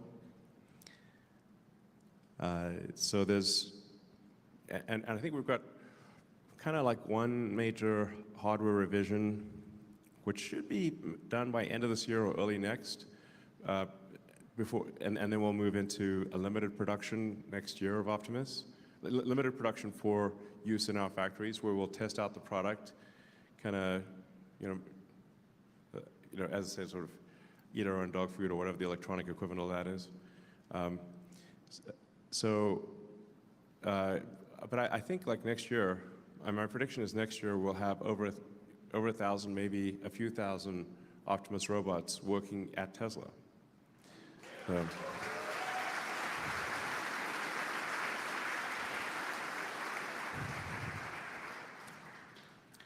And things are going to scale up very rapidly from there. So we'll iron out the bugs. Like the degree of autonomy will be radically better. You'll just literally be able to talk to it and say, please do this task, or I'm going to show you something. Now do the thing that I'm showing you. Get to the point where it can watch a video of something like a person and then learn just by looking at that video and do that task. So, yeah. So really, it's going to be quite something. And I'm confident of the prediction that there will be more, like the ratio of humanoid robots to humans will be greater than 1 to 1. So that there'll be, more than 10 billion humanoid robots in the world, probably 20 or more. And Tesla is going to be by far the leader in that. You're seeing a lot of robot startups, but I think it's actually very challenging to do Optimus as a robot startup, because what we found, to make Optimus work, we've had to design from first principles, from scratch, every part of the robot. So the motor, the gearbox, the sensors, the power electronics, the communication system, everything had to be done from scratch. We found that there's basically nothing. There's no supply chain. So even though there are many electric motors made in the world, there's no supply chain for the types of motors and sensors and gearboxes that are needed for a humanoid robot. I mean, what you're seeing here is our current generation hand and arm, but our next gen, which has 11 degrees of freedom, our next generation has 22 degrees of freedom. It will be able to play the piano. So it's really like, wow. Now, of course, like I said, we need to make sure we don't have the Terminator scenario. That's very important. So safety of the humanoid robot will be very important. But because it requires so much ground-up design, designing every motor, gearbox, sensor, power electronics from scratch, it's very hard for a startup to, if not impossible, for a startup to replicate that. But at Tesla, we have the world's best electrical engineering. I think we've got the world's best mechanical engineering for gearboxes and for electric motors, power electronics. So we have the resources to do that. It applies quite well. And then you also have to have the brain. You need a power-efficient inference computer, which we've got for the car, and we'll be using an Optimus. You need AI. You need to be the best in real-world AI, and Tesla's the best in real-world AI. So you need all of these. You need a very strong hand of cards in order to make a compelling robot. And then you also need to be very good at scale manufacturing. So in order to have the robot not cost like hundreds of thousands of dollars, in order to make it cost like $10,000 or $20,000, you actually need to design for manufacturing and be very good at manufacturing. And in my experience, prototypes are easy compared to volume manufacturing. Prototypes are easy, production is hard, relatively speaking. So Tesla has the production capability, it has the engineering capability, and it has the AI hardware and software capability. And even the most optimistic estimates that I've seen for Optimus, the optimist, I think undercount the magnitude of what this robot will be able to do. As I said at the beginning of the presentation, I agree with the ARK Invest analysis that autonomous transport is called sort of a $5 to $7 trillion market cap situation. Optimus, I think, is a literally $25 trillion market cap situation. So.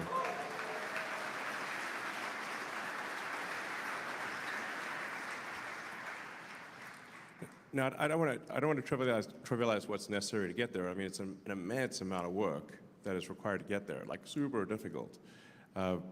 But we are moving very fast down that road, and we're going to make it happen. So, thank you.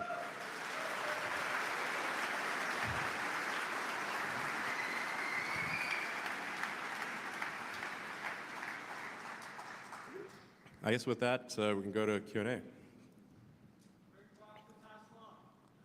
Sorry? Yeah. I guess we've got mics lined up. Dive for the mic.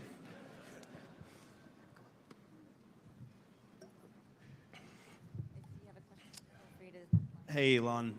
Last year, I thanked you for making the world a better place for my son to live in. And I wasn't clear. In particular, I was referring to what you've done for the First Amendment and our rights. Thank you.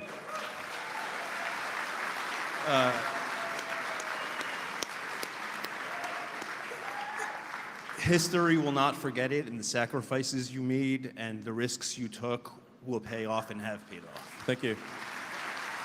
Yeah. Well, I very much appreciate that. I think you have to say, like, why was the First Amendment so important? Is because, people came here from places where if they spoke their mind, they'd be put in prison or killed, or just shut out from society, ostracized. So freedom of speech is absolutely fundamental to a good future. And yeah, that's the reason for, acquiring Twitter and trying to, just making it a free speech platform. I think it was very important to just the future of civilization. So, thank you.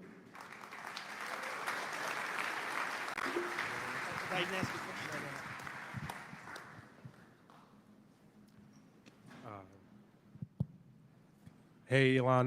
My name's Ronnie. I'm on your right side. How's it going? Hey. I work for Tesla sales in Orland Park, Illinois, and I was always wondering, do you think Tesla could ever move forward towards bundling software as like a package to, possibly increase take rate for FSD, maybe bundle it with premium connectivity and future software options? I think we definitely want to encourage people to try FSD, and one of the things that I think probably makes sense is that when we have a significant improvement, every time we have a significant improvement in FSD, give people, give all customers a 2-week free trial. So like, hey, we've made an improvement to FSD, try it for another 2 weeks. With 12.4, we finally get rid of the steering wheel nag, which I know is driving people crazy. Yeah. Thank heaven for small mercies. Even just something like that, not having the steering wheel nag, and obviously having a far lower intervention count, far more miles between interventions. So I think keep sort of offering people free trials of FSD every time we make a significant improvement. Okay.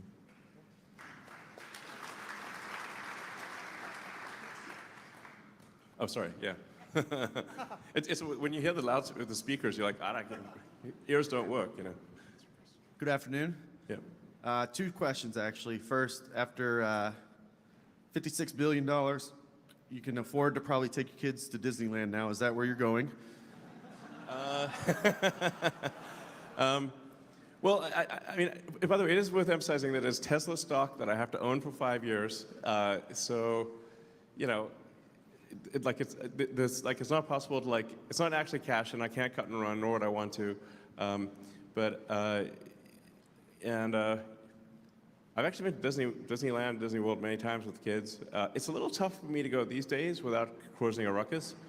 You know, maybe I should just wear a Mickey Mouse outfit and just go and, you know, pretend I'm like one of the people. So as we work on autonomy and we're getting to that threshold where things are getting to a seriously advanced level, eventually there are going to be some harsh consequences, part of breaking through, right? And I'm just curious where your mind is at on that, and have you thought about, you know, some of those early consequences that we're unfortunately going to have in order to have a better, safer future? I'm just wondering. You mean like scary robots or what? No, in the cars with full self-driving. Okay. Like we've seen some companies that there's been some unfortunate mishaps, and they've just straight up like closed shop, and you know, I know that's not the plan, but those are real consequences of developing this technology, and I'm just wondering where your mind is at on that. Yeah, well, we do try to be very careful with the deployment of FSD, and you know, we do have a lot of cars. So what, inevitably, when there are a lot of cars and you've got, you know, billions of miles, you do have the law of large numbers, where okay, there's a small chance of something bad happening, but when you look at the sort of safety per mile, because we've got a lot of miles, it's very clear that the safety per mile is better than human driving. So. So when we, you know, we can show that to regulators and obviously make our case to the public and say, like, actually, you know, human driving is not perfect. You know, there's a person killed roughly every 80 million miles. So like 35, 40,000 people are killed every year in the U.S. from auto accidents. What matters is, like, are we making that number smaller? And as long as we're making that number smaller, we're doing the right thing. Thank you. Hey, Elon, this is Bikash. I have one question. Sure. So we know that we love you all. We love from our bottom of the heart. And we love you so much, Elon. Thank you. My question is, like, we all know Tesla will be the most valuable company in the world one day. Yeah. We just want to know if you have any prediction when and what is the inflection point. When we can say this is the inspection point, is it solving the FSD, or is it like Optimus on ground will be the point from your perspective? Well, as I mentioned before, I think it's worth looking at the ARK Invest analysis. I think that is the most accurate analysis. Their prediction is, I think, $5 to $7 trillion by 2029. Market cap. So more than 10 times what things are today in 5 years. I think that is accurate. Thank you. Thank you, Elon. All right. Hey, Elon. Hey. Hey, huge fan, and I think history will show that you've had a profound impact on humanity. So I think that's just given. And just a couple of questions, I guess. I fixed my Tesla addiction by putting cars on Turo, and I found that about half my renters is the first time they're driving a Tesla, and then the other half really want to buy one after they've tried it out. So I guess a couple questions. When could we expect maybe the referral program to come back, if it would come back? And could we also get a passenger van, like a 12-passenger van, sometime soonish? I'll add that to my list. So the referral program,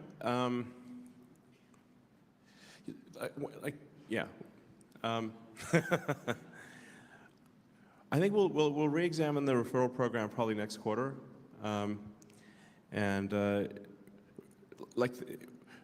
it is very important to sort of look at what is the fully considered cost of a Tesla. So if with the referral program, it effectively increases the price of the car. So, is the price increase, what is better for the end customer? A slight price increase because of the referral program or not? But I think we'll re-examine that, I think, in next quarter and see if it makes sense. I think some kind of referral program does make sense. But I think for a lot of people, by far the biggest thing we see is that people just can't afford the car. That's the biggest thing. That's the limiter on demand. You can imagine in the limit if there was, say, an 18, if Model Y cost less than $20,000, it would sell probably 5 million units. It would be insane. So now that's not feasible, today, but I think working on figuring out ways to make more affordable vehicles is really the game changer. For most people, it is really not a question of whether they want a Tesla. They do want a Tesla. They simply do not have enough money to afford one. So we have to make it affordable. That's essential. Thank you. Hey, Elon. I just wanted to introduce myself. My name's Hamza. First off, thank you for introducing me to Anurbeck. He and I are now close thanks to you, and I moved to Austin thanks to you. So my question is basically for FSD transfer. I think that should be something that should be ongoing. I think not only on the benefit of you for getting more people on the fleet and getting statistics and info, but also as Tesla owners, it makes us want to get the next model and transfer over. For instance, the thing that's been holding me back is wanting to wait for the FSD transfer again. So is there a reason why you haven't implemented that for ongoing time? It is pretty complex for us to do this. It sort of it adds a fair bit of complexity to the sales process. Yeah, and it is tough because we've got to earn revenue somehow. So, transfer is tough. But we sorry? One more quarter. Okay, one more quarter. All right. You got it. One more quarter. All right. So, yeah. All right. Oh, Elon, thank you for hosting us. If you can see me, I'm trembling uncontrollably. I really look up to you, shareholder, consumer, tripled my humble, tiny little portion of your shares the last 2 days, just being engaged, knowing we're coming here, and appreciate you hosting up shareholders, and it just means so much to us. You're welcome. You're an absolute idol. This question comes because I care about you as a human being, but in the context of being a shareholder, unlocking these values of Optimus, we need you. And just with all the global uncertainty, you're so high profile, just want to make sure you're doing everything to take care of yourself, safety, and health for the future of the company. I say that because I care about you as a person, but since this is a shareholder meeting, in the spirit of shareholder value. Well, thank you. I appreciate the kind sentiments. Yeah, I think I probably need to work out, and and not get assassinated or something. I mean, it is getting a little crazy these days. To first approximation, the probability that a homicidal maniac will try to kill you is proportionate to how many homicidal maniacs hear your name. Okay. So they hear my name a lot. I'm like, okay, I'm on the list, So, yeah, so we actually did have 2 homicidal maniacs in the last roughly 7 months come to aspirationally try to kill me and a bunch of other people. So it's not just me. And there wasn't an actual issue that they articulated. They were just, in the homicidal maniac career. So, so I do need to be kind of careful. it does, which is not great because it like forces me to be a bit more sort of standoffish, you know, and you know, like so now like I've like stopped signing things because just you know something because like that would be a sure way to like homicidal maniac. I'll just have to sign something and then shoot him, type of thing. So then you know I have to be like more standoffish and stuff, which I prefer not to be, but it seems wise. Like think of like John Lennon, who was like singing about like, hey, can't we all just be nice to each other? And then he got shot, you know, by one of his fans. You're like, okay, we'll try to avoid that.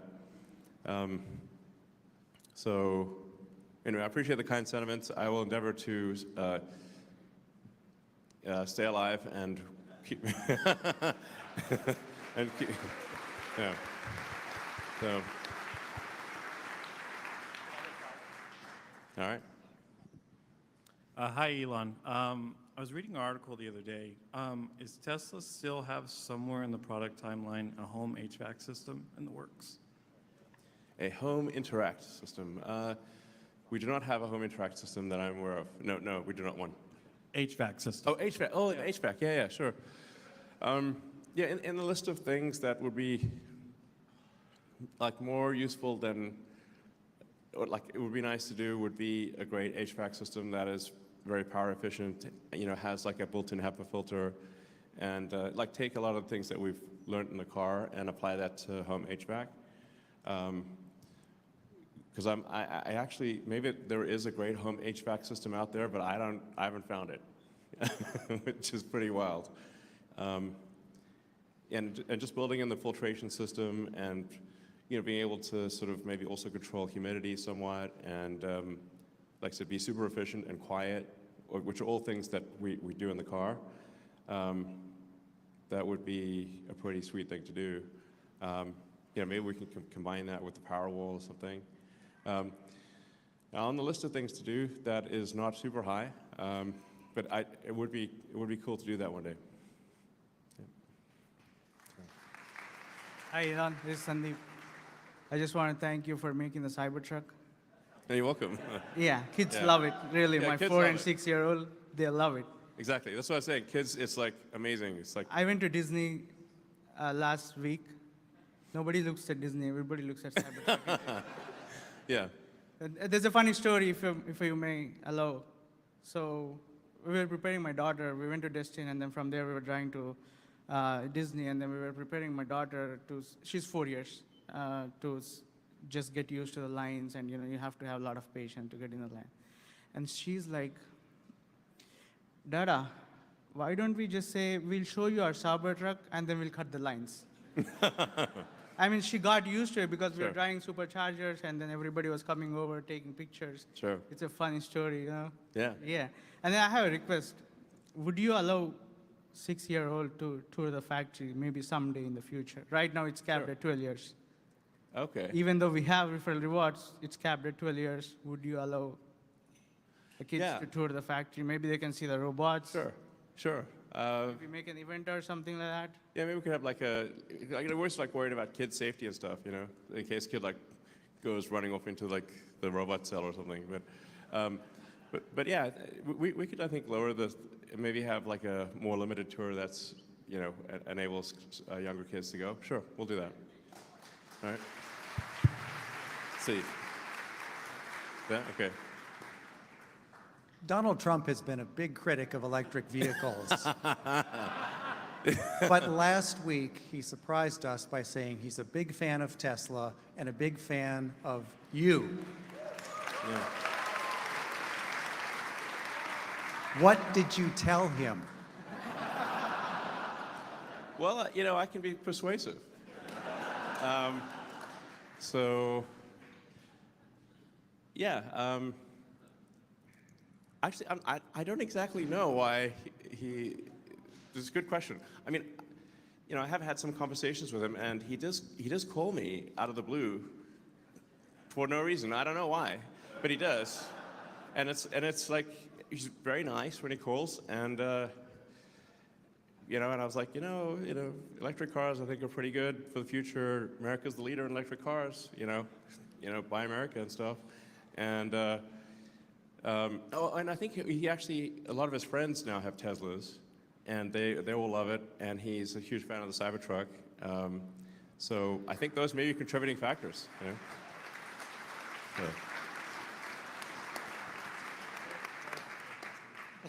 Hey, Elon, on your right. Sorry, yeah. My name's Keanu, a longtime fan of your brand and company and everything. I'm wondering, when you take the driver out of the seat for the driverless car, how do you plan to handle interventions, which I'm sure will happen at some rate, even if they're rare? Yeah, so clearly we want to make sure that if there's no driver in the car, the probability of a severe intervention is extremely low. We want to make sure that the car is extremely cautious around vulnerable road users like cyclists or pedestrians. So really, we'd want the probability of hurting a pedestrian or cyclist to be incredibly low, like way lower than someone driving a car. Now, then there are interventions that happen where the car is simply gets stuck down a one-way street with a crazy construction situation. But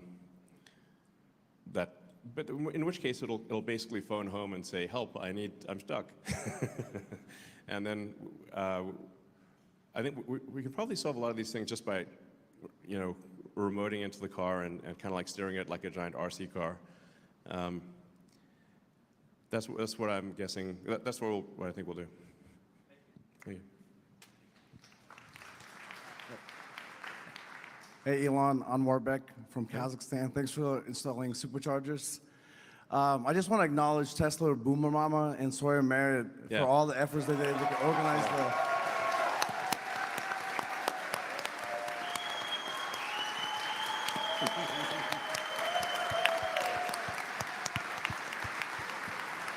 Yeah.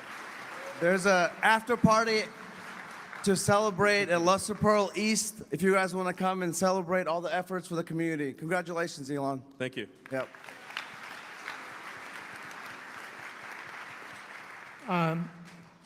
Thanks for hosting today, Elon. It's about 4 years since you did Battery Day and drew out those very ambitious targets of getting to 1 terawatt-hour of batteries. And earlier in your presentation, you alluded to the great difficulty of scaling up this new technology. I think as shareholders, we're most interested, can you tell us a little bit more, because in terms of affordability, which you also mentioned as this huge burden, these 4680s get manufacturing credits and also on the consumer side get large credits as well. If you could scale that so that we could produce full level of Cybertrucks and also start to put them back in the Y and the 3, potentially it would greatly improve affordability and be great in terms of scale. Sure.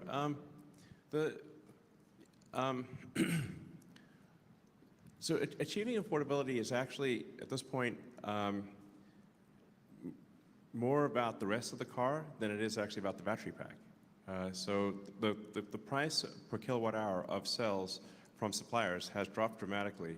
So there was a massive spike for a few years in the cost of lithium-ion cells from suppliers because every car manufacturer put in gigantic orders for battery packs, like giant orders.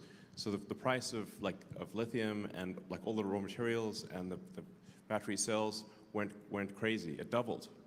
The price of cells doubled. Price of lithium, I think, went up at almost like five-fold or 500%. Went up crazy numbers. So since then, the demand, suppliers, battery cell suppliers, have increased their supply, and the orders from other car manufacturers have declined. So I mean, it is worth noting that it's tough sledding out there for EVs. GM announced, I think, a 50% reduction recently in their EVs. Ford announced reductions. I think almost every manufacturer has announced reductions in their electric vehicle plans.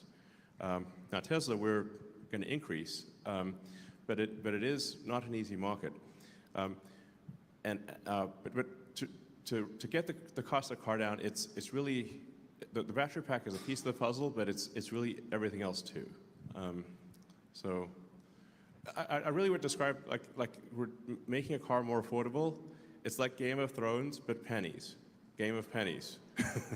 So there's, quote to first approximation, 10,000 unique items in a car, and if each one costs $5, or then you've got a $50,000 car.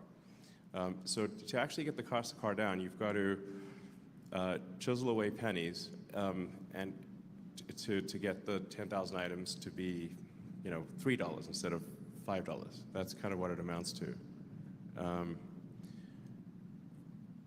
Now, with respect to our own cell production, we do see a path to cost parity by the end of this year.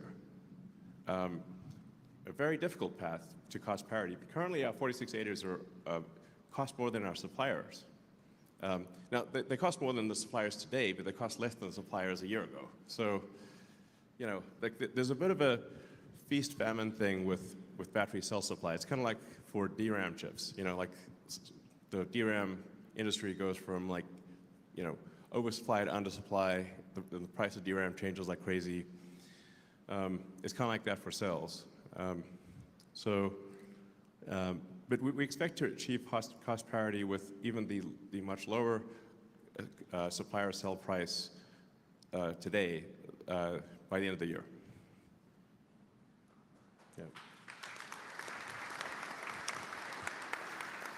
Yeah. Hi, Mr. Musk. I've been a long-term investor since 2012. Great. Wow. And I That's voted awesome. for your compensation package in 2018 and again Thank you. this year. And shout out to Tesla Boomer Mama, Alexandra. I had the privilege to talk to you in 2013 briefly, and you spoke about the truck, which became the Cybertruck. You're a man of your word. I have friends all over the world, in Asia, Canada, and Europe, and I know the Cybertruck's been on tour. How's been the reception for the Cybertruck, and when will it be, or is it possible to sell, and when will it be sold internationally? Yeah, so I think probably, we might be able to certify it for other markets sometime next year. But for sure this year, it's just North America. We did design the car to North American requirements because if you start going with the superset of all international requirements, it forces a lot of constraints on Cybertruck that would make the product frankly worse. So I think we'll need to make a special version that is, for example, China compliant or Europe compliant. But it really doesn't make sense to add that complexity until we've achieved higher volume production on the Cybertruck. There's still a lot of work to do on cost down for the Cybertruck. I generally would say the level of difficulty of going from, say, prototype, from prototype to production, it's 100 times harder to go from prototype to production is 100 times harder.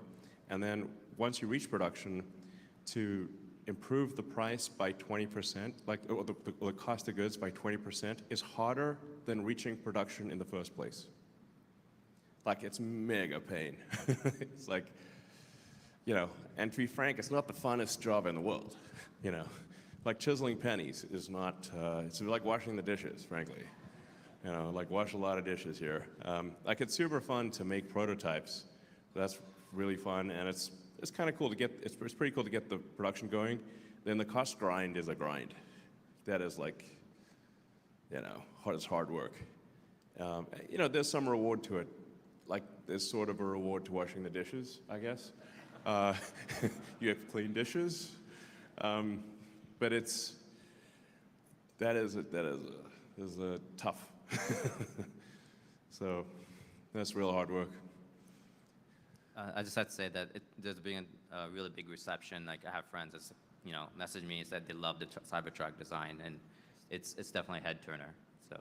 Oh yeah, I think from a demand standpoint, we would have plenty of demand in other parts of the world for Cybertruck, no question. Wherever it goes, anywhere in the world, it gets a massive crowd. So it's not a demand thing. It's really, we've got to reach volume production, go through the cost grind. It would be difficult for me to overstate the difficulty in the cost grind. It's really intense. And then we've got to recertify the car, which includes making some design changes to be compliant in other markets. All right. Good afternoon, Elon. Hey. I like your shoes. I don't know if everybody else can see them. Yeah, Cybertruck. Out there. Cybertruck, yeah. My question was in regards to the Foundation series. Do you guys have a certain number that you are planning on making, or a timeline of when the non-Foundation series are going to come out? Yeah, we'll start making the, we'll end the Foundation series actually pretty soon, and the non-Foundation series sometime next quarter. Yeah. Hi, Elon. Thank you for delivering shareholder value, and congrats on your pay package. Thank you. And I'm Michael. I ask a lot of questions on the quarterly investor calls. And I wanted to ask you, can you give me a little bit more color on the neural net scaling laws that you're seeing as you're training FSD? Like, how much data, how much more inference compute, how much more training compute do you need for each successive 9 in reliability of the full self-driving software? And how much data are you currently collecting? Thank you. Yeah, that's a great question. I mean, that's something that we go through really every week at Tesla. I spend a lot of time with the Tesla AI team, and you know, I think probably like, you know, like a huge portion of, I mean, it's really like a big part of my job is like, okay, we need to get the car to drive itself, you know, and yeah, you need to solve things on a chip level for inference, for training, for software. There's also massive data storage challenges because you've got petabytes of video coming in. And even for say, for a big Nvidia cluster, it's actually really hard to make a big Nvidia cluster actually work in training. It doesn't just open the box and plug it in. It's not like that at all. It's like massive effort required to get a big training cluster to operate at all, and then operate with high uptime. So, I mean, with respect to like the various versions that we're seeing, like you go from version 12.3, well, like if you just ignore the 12 and think of it like 3, 4, 5, 6, that's actually the way to think about it. Ignore the 12 part and just call it like version 3, version 4, version 5.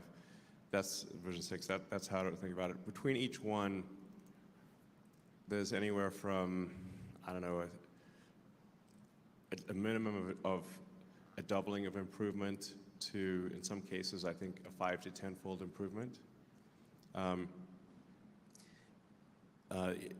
You know, especially as we eliminate sort of, say, I think we're close to eliminating almost all static object collisions.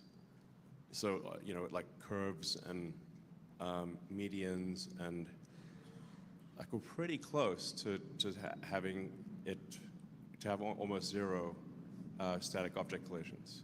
So once you get to zero static object, now you have a gigantic improvement in miles between intervention.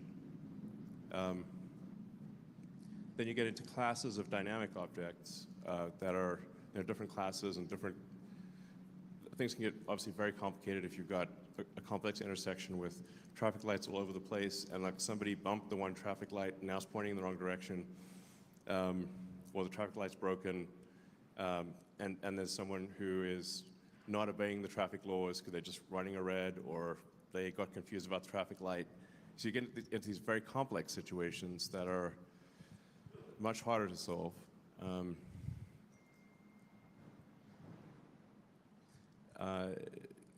So, and then like as I was saying earlier, it actually gets, as the system gets better, it gets harder to figure out which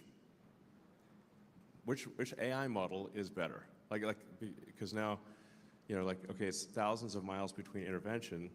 How do we, as quickly as possible, figure out which AI model is better? And when you make these different AI models, they're obviously not like super deterministic. So you could have a new model that eliminates one problem, but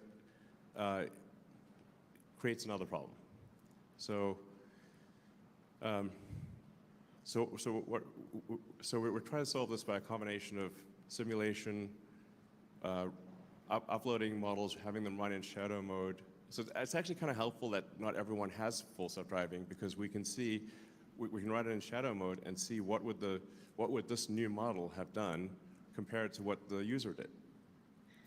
So since we've got millions of cars that we can do this with, that gives us a delta between what the AI model predicted would do and the user would do. And if you kind of sum up the errors between them, you can see, oh, there was a bigger error stack from this model versus that model when you uploaded them into, we each uploaded them into 100,000 cars. But that's the biggest limiter right now. Is it's not training, it's not data. It's actually testing the AI models, and then figuring out clever ways to figure out if a new model is better or not.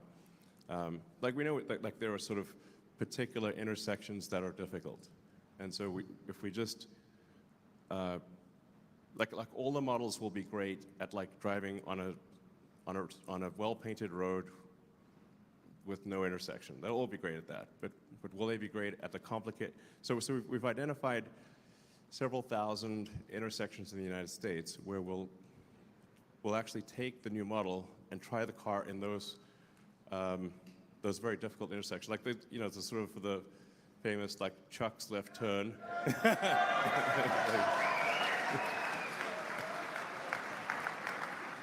Yeah. So if you imagine Chuck's left turn, hey Chuck. I wonder what the neighbors think. But there's many such complicated traffic situations in the country. So we've identified several thousand, which we then send cars to those locations to compare the models. And then as I mentioned, we have yet to uncork any of the ability of hardware 4, which we'll do later this year. So I think the exponential rate of improvement of miles between intervention will continue and will accelerate. Yeah.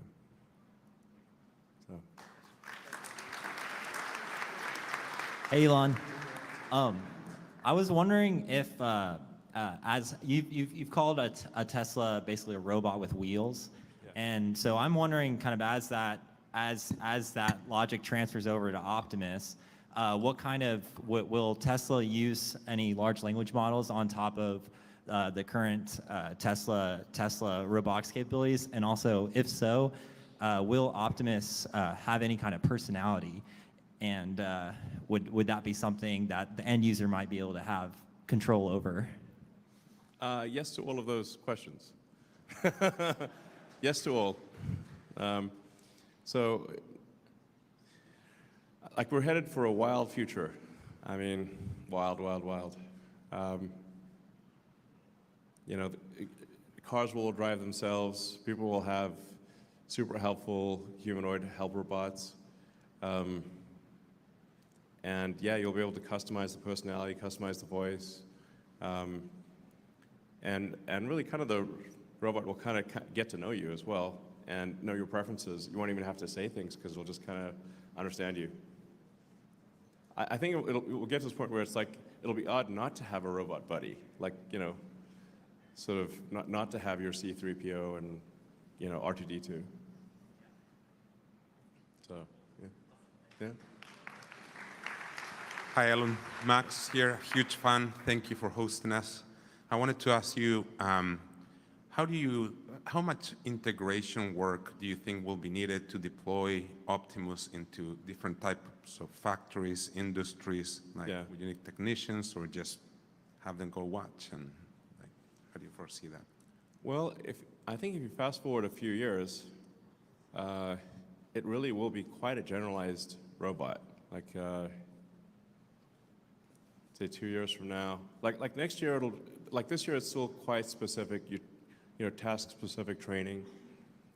So to do a particular task, we have to kind of do a fair bit of training to solve that task. But over time, I think you sort of accumulate these kind of training primitives where, like, calling like walking, for example, is a training primitive. Picking something, identifying an object and grabbing it would be a primitive.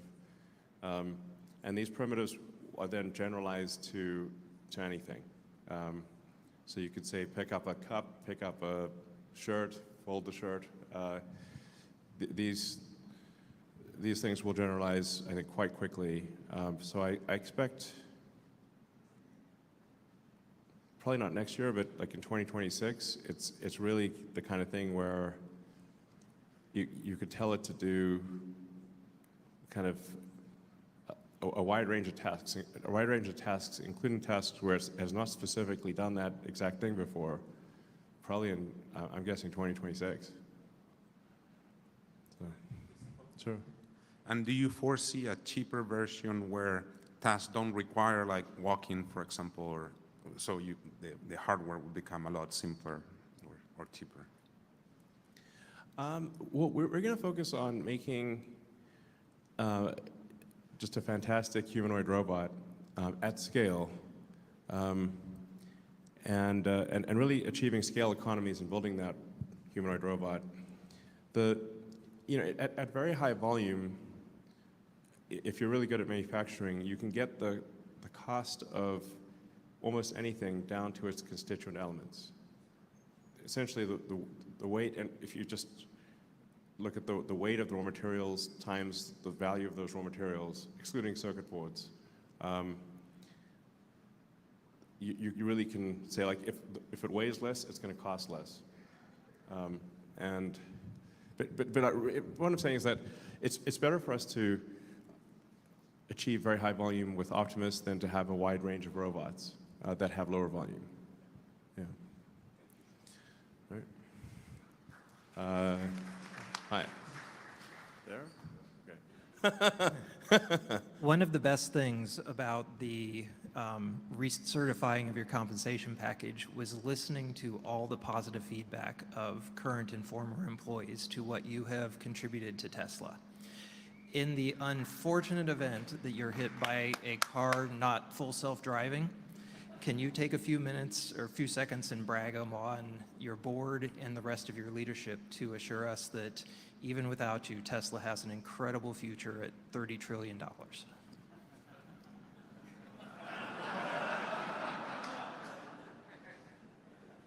Well, I think Tesla has a good future without me. I think I'm a helpful accelerant to that future.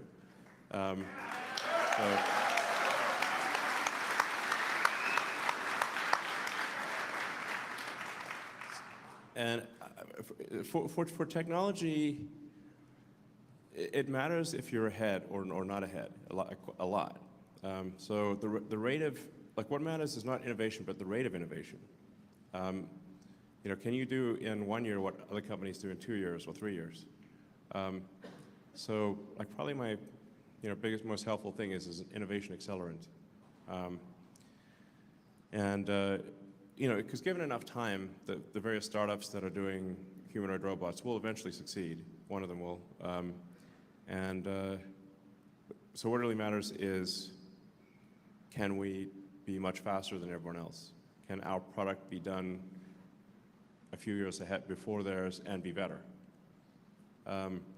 Because if that's not the case, then they will achieve the valuation and not Tesla. They will make the valuable product, not Tesla. So,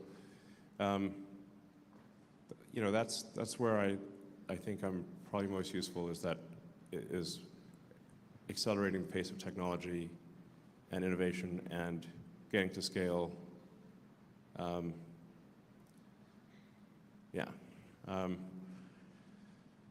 That's it mostly. But I am very much heartened by and appreciate the support of current and former Tesla employees, Tesla board, and all you guys for helping out. My heart goes out to you. Hi, Elon. Jessica, or my name is Jessica, and I have lived full-time RV for about 3 years in South Texas. Okay. And I just wanted to thank you for your for the Starship program and everything you're doing there. In addition to Tesla. Do you work at SpaceX or something? No. Oh, okay. Okay, but you live in an RV in South Texas? Yeah. Okay. Hi. And in my RV park, they don't allow car camping for Teslas or electric vehicles at all if you're not pulling a trailer. And I feel that there's a huge opportunity there, but also for, just for example, people who are coming into town for Starship launches in Teslas, if they could park somewhere overnight and trickle charge. Okay. And maybe have access to, bathroom facility or just something simple like that. Okay. Just something I wanted to just put forward because I know that a lot of people come into the park and are disappointed they can't stay. So. Okay, got it. Just a thought. All right. I'll inquire and see if there's like maybe some place that would allow people to stay in their cars, which in a Tesla you really can often stay quite comfortably in a car. And charge. All right, thanks. All right, I think so. This will have to be the last question, I think, or maybe last two. Yeah. All right. So last two questions, you and you two guys. And Hey, Elon, my name is Steven. I'm truly thankful for all you've done for humanity, and watching your companies and what you've done has been the most exciting, hope-inspiring movie that there's ever been. So thank you so much. And thank you. Thank you. And my question today is about lithium refining. In the past, you stated that would be a limiting factor in the future. And I know Tesla has built the refinery in Texas. I was just kind of curious your current opinion about the refining. Do you think there's enough capacity coming online, or will Tesla need to expand past Texas in that regard? There's enough lithium refining if you count China. If there's a geopolitical challenge on that front, then there may be a shortage of lithium. But China's very good at refining. So, but I think just Tesla figuring out lithium refining, understanding what it takes, and then, once we understand how it works, then we can scale it up from there. And that, I think it's pretty important to, be careful with geopolitical risk, and just make sure that if in a worst case situation, that Tesla is okay. All right, thank you. This is the last question. Hi, Elon, thank you. Congratulations for yet another big win. I'm Nikhil, I'm based out of Silicon Valley. And as you mentioned on FSD awareness and giving people rights, because most people, unless they really experience it, they don't quite know how safe it is becoming and how convenient it is becoming. So I built TesMe company. It's a platform for Tesla owners to offer learning experiences, FSD. And we would love to explore how we can help scale with your support and guidance. We'd love to have a follow-up conversation to discuss more details with you, how we can work together. Thank you. I have a suggestion. Okay, sure. Valuation to 10 trillion. Okay. Can you allow me one? Sure. You really want to ask a question? Follow-up, please. I'm not sure how to answer that question exactly. But I mean, we are focused on improving FSD for sure. And I think the adoption will be widespread. Like when it is really working insanely well, and it's driving like a 5-star Uber driver, I think adoption will be very, very quick. All right. Thank you. All right. I indeed have a really good suggestion. Okay, what's the suggestion? Sure. I shared this suggestion with one of your FST team, but I don't know whether it reached you or not. Basically, as FST keep on improving, we are not quite sure at what rate it will be improving the march of lines. So, so a lot of skepticism remains as to when you can exactly operate the robot taxi. So it occurred to me that in between supervised FSD and robot taxi, there is something intermediate stage that's commercializable, which is what I would call a robot rental car.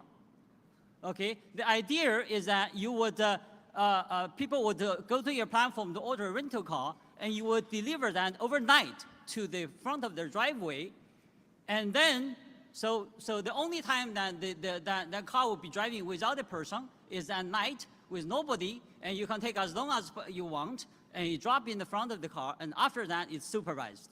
So that will get you to a commercialization much sooner, much more guaranteed. So that's my suggestion. All right, well, I appreciate the thought.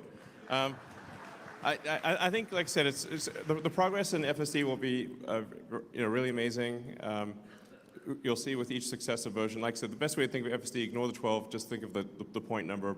We're going from version 3 to 4 to 5 to 6, and you'll see just radical improvements with each successive version. You know, and I mean, if the current trend continues, it's going to be like you'll really find that you don't intervene in the course of a year, type of thing. So even in complex situations. Anyway, with that, thank you very much for your support. So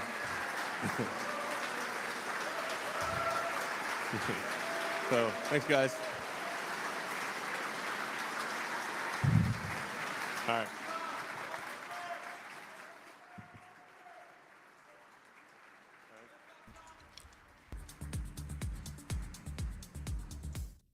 Lower your volumes. Lower them. Lower them. Lower them. Lower them. Lower them. Lower. Lower. Lower. Lower. Lower. Okay. You cannot say Farzad that whispering in my ears is my worst nightmare. I know. I was like filling up water. I'm like, I can't lower it. I can't lower it. All right, I did everything I could to prevent people's ears from exploding. So I don't know what it is with Tesla and their super low, feed volume. But anyway, okay. So that was a very good mood Elon Musk, as I think is to be expected based on the results of the vote. There are a few points that I want to highlight that I took notes on, just as general points for people that maybe want a quick summary of things that jumped out, at least to me, and then we'll go around the horn and we can sort of have everybody hear their thoughts. So the big things that I took away is that for the bot, this one like jumped out at me. So he within the valuation model, $25 trillion long term, based on somewhere around 100 million humanoid robots per year. There is 1,300 Cybertrucks being manufactured per week right now, which indicates a pretty good ramp. The semi production is going into volume. It has been approved for going into volume, and he thinks it will materially impact the financials, or not materially, it will move the needle financially was the exact quote he used. When they were showing the new cars that were coming out, there were 2 small cars on the wraps instead of 1, with a van-shaped car on the wraps, and we'll pull up that picture later today, or later in the stream. They're still banking on 4680 batteries to be at cost parity with competitors by the end of this year. They've made a lot of progress. They're clearly behind, but they're still banking on 4680 becoming just as good as everyone else's from a cost perspective. A massive potential 3-fold increase in energy in 2024. Hardware 3 is still nowhere near being maximized or capped from a performance perspective. And then hardware 5, or what they're calling is AI 5, will be in about 18 months is when they think they'll have it in the new cars and the bot. It'll be 10 times more capable than hardware 4, which is already 5 times more capable than hardware 3. And he compared the AI 5 or the hardware 5 model to a B200 class compute from Nvidia, which is their state-of-the-art sort of chip. And then he thinks in next year, Elon thinks by 2025, there'll be limited internal production of Optimus, where they think they can get at least 1,000 Optimuses built and working in factories with Tesla. And he thinks it will scale rapidly. He believes that the ARK Invest model for robotaxis is the most accurate out there that he's seen, which Elon said that he thinks it's accurate that Tesla would reach a market cap for robotaxis between $5 to $7 trillion by 2029. So within 5 years, he thinks the stock could 10x. Not financial advice. That's what he thinks. Not financial advice either. He's very self-aware of his safety and his health. it seems, where he mentioned there were some attempts at potential homicides involving him about 7 months ago. So I thought that was a very good question, in my opinion. Some conversations around Trump and how President Trump has been calling him up randomly, and they've been having conversations. How Trump's friends have Cybertruck, and that's why perhaps some of the recent comments around Trump liking Tesla and Elon. Perhaps there is a shift, a sea change, which is a very interesting thing to think about, because that implies that if Joe Biden is no longer president starting in 2024, then Tesla and Elon will automatically get a boost in support, regardless if it's Trump or RFK. And so those were my big notes that jumped out. There was other stuff in there as well. There was some interesting stuff around the neural network architecture and the new versions, where they think, it's becoming, the limiting factor is becoming not compute or data, it's figuring out which version is best, because the interventions are so few and far between. And that's where the scale of and the size of the fleet is so important, because that maximizes your chances of capturing those interventions. Okay, so those were my big ones. What does the rest of the panel have? We'll start with, let's see, Meeny, Miny, Mo. You guys go. I'm trying to find the source to this thing that just came out. So let me find that. In the comments too. Yeah, comments, drop your thoughts. We'll bring them up as well. Matt, do you want to go? Yeah, I mean, it's the thing that I was just spending a little bit of time thinking about was the Optimus opportunity. So he was talking about how ARK Invest's valuation model was the most accurate he's seen for autonomy. That was actually right in line with where we were coming out in terms of valuation for robotaxis. So like, I agree with that, but we also have just kind of interesting. We did a video, Bradford and I, almost a year ago, not quite a year ago, but just trying to put pen and paper to the Tesla bot and what is the actual valuation opportunity. And if you pull forward the valuation that we did a present value of the business coming up with like around 13, or I forget exactly what it was. Anyways, when I was doing the math on the 2029 valuation, so pulling it forward 5 years to be consistent with the way ARK Invest does it, we were coming up with a $25 trillion exactly valuation.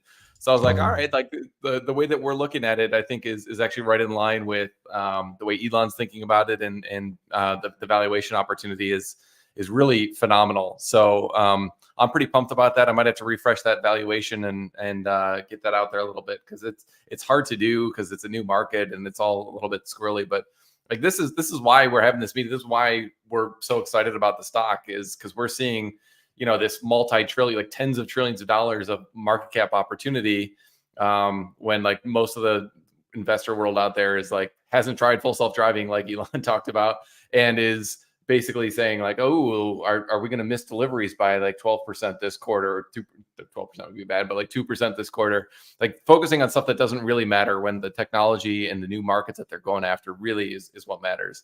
So hilarious proposals too. That definitely stuck out to me, just like the voices people had, and some of the commentary. So I do hope they kind of shorten those going forward. But yeah, just really great meeting. Yeah. Real quick note before I throw it to Hans. The one thing that has been interesting to watch is on the channel, I've had models trying to calculate bot and robotaxi, from a year or two ago, with those ridiculous numbers, 10, 20, 30 trillion dollars of market cap.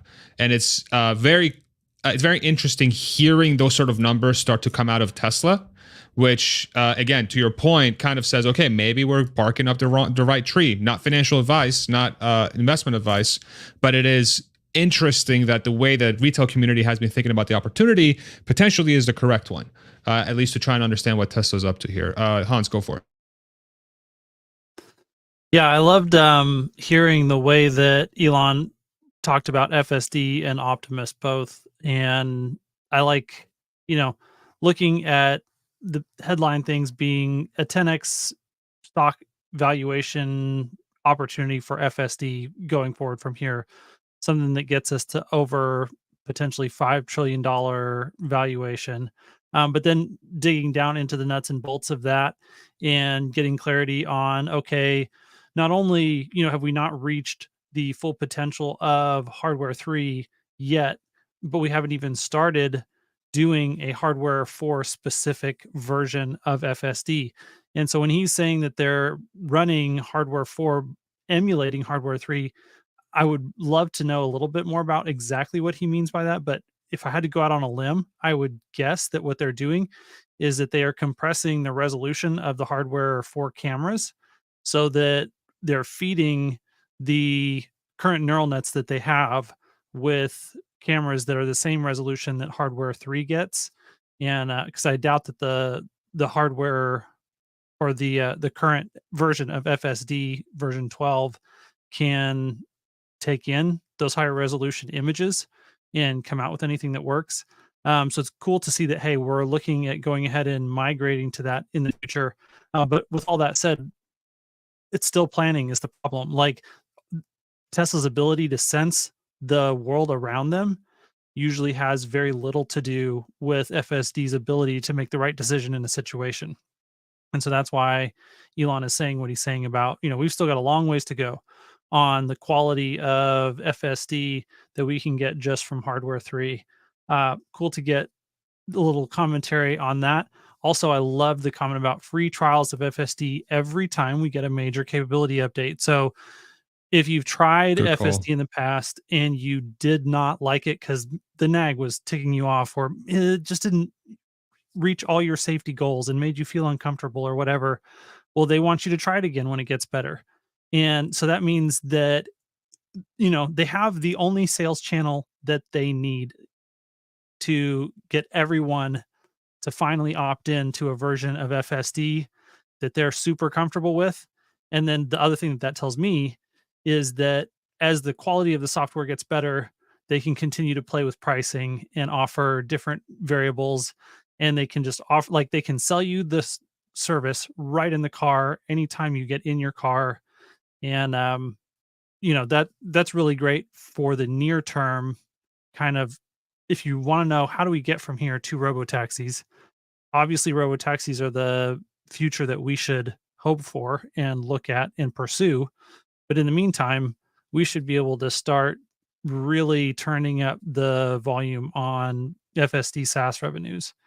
And then the commentary about how they're getting that validation that they're, he specifically said we're shipping different versions of FSD to batches of 100,000 cars to A/B test, which one is better than the other one for those to run in shadow mode. So all you people out there driving your Teslas, whether you're doing it well, and especially, and I think this is maybe part of the reason that they did not offer free trials to the entire fleet. There's like half the fleet that didn't get a free trial. I've been wondering this for a while, and the thing that he said today, like, it makes sense that they actually need people who are not running FSD on their cars, who are manually driving their cars, so that they have the ability to do those A/B tests in shadow mode with human drivers, not with FSD as the driver, so that they can figure out which version is better than the other one. So that's cool. And yeah, hardware 5 in 18 months is awesome. But skipping then to the Optimus, so the two that are operating the factory, we know are both doing that pick and place job off the end of a 4680 line, where they're taking a cell and putting it in that little box. So we've already seen that video. It's interesting to get confirmation that that video that we've already seen a while back now was that. So not only are they doing this in June, they've probably been doing this for longer because we've had that video for a while. The Optimus needing one more hardware iteration before it goes to the first limited manufacturing run, where they're going to make roughly 1,000 plus. Elon expects those to be working in Tesla factories next year. Also huge. And I think that the hardware revision that he's talking about was when he said, hey, we're going to do hands that are 22 degrees of freedom. And when he told us that those hands are then going to be able to play piano, he was basically telling us what those extra 11 degrees of freedom were. And so they're going to be able to move their fingers side to side, not just because right now all they can do is like that. And so they right now cannot rotate about this axis here at your palm. And they'll be able to do that with their hands, which, on the one hand, you think, is that really that important? But try to use your hands to do useful work without that. It's really hard. On the one hand, sorry, can help it. Farzad, if you're listening, He's away from his mic, even if he is. No, but he has his headphones on, so hopefully that helped him. I'm trying to encourage him.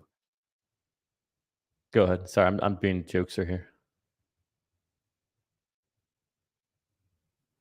I'm just looking through my list. Past that, yeah, Elon he is continuing to double down, to Matt's point, on the fact that Optimus is the long-term value driver of Tesla, $25 trillion market opportunity. And his comments there at the very end, like, it is key man risk. He believes that he has the ability to accelerate Tesla's transition and the innovation, like the pace of change for us to get there. And without him there, it opens a question in his mind, like, there's a great team around me, but can they move fast enough if I'm not here making sure that they're moving faster every day? And he doesn't know. So I thought that was also an interesting comment. So we better hope he doesn't get killed by electromagnetic fields. That'd be very tragic. Or homicidal maniacs.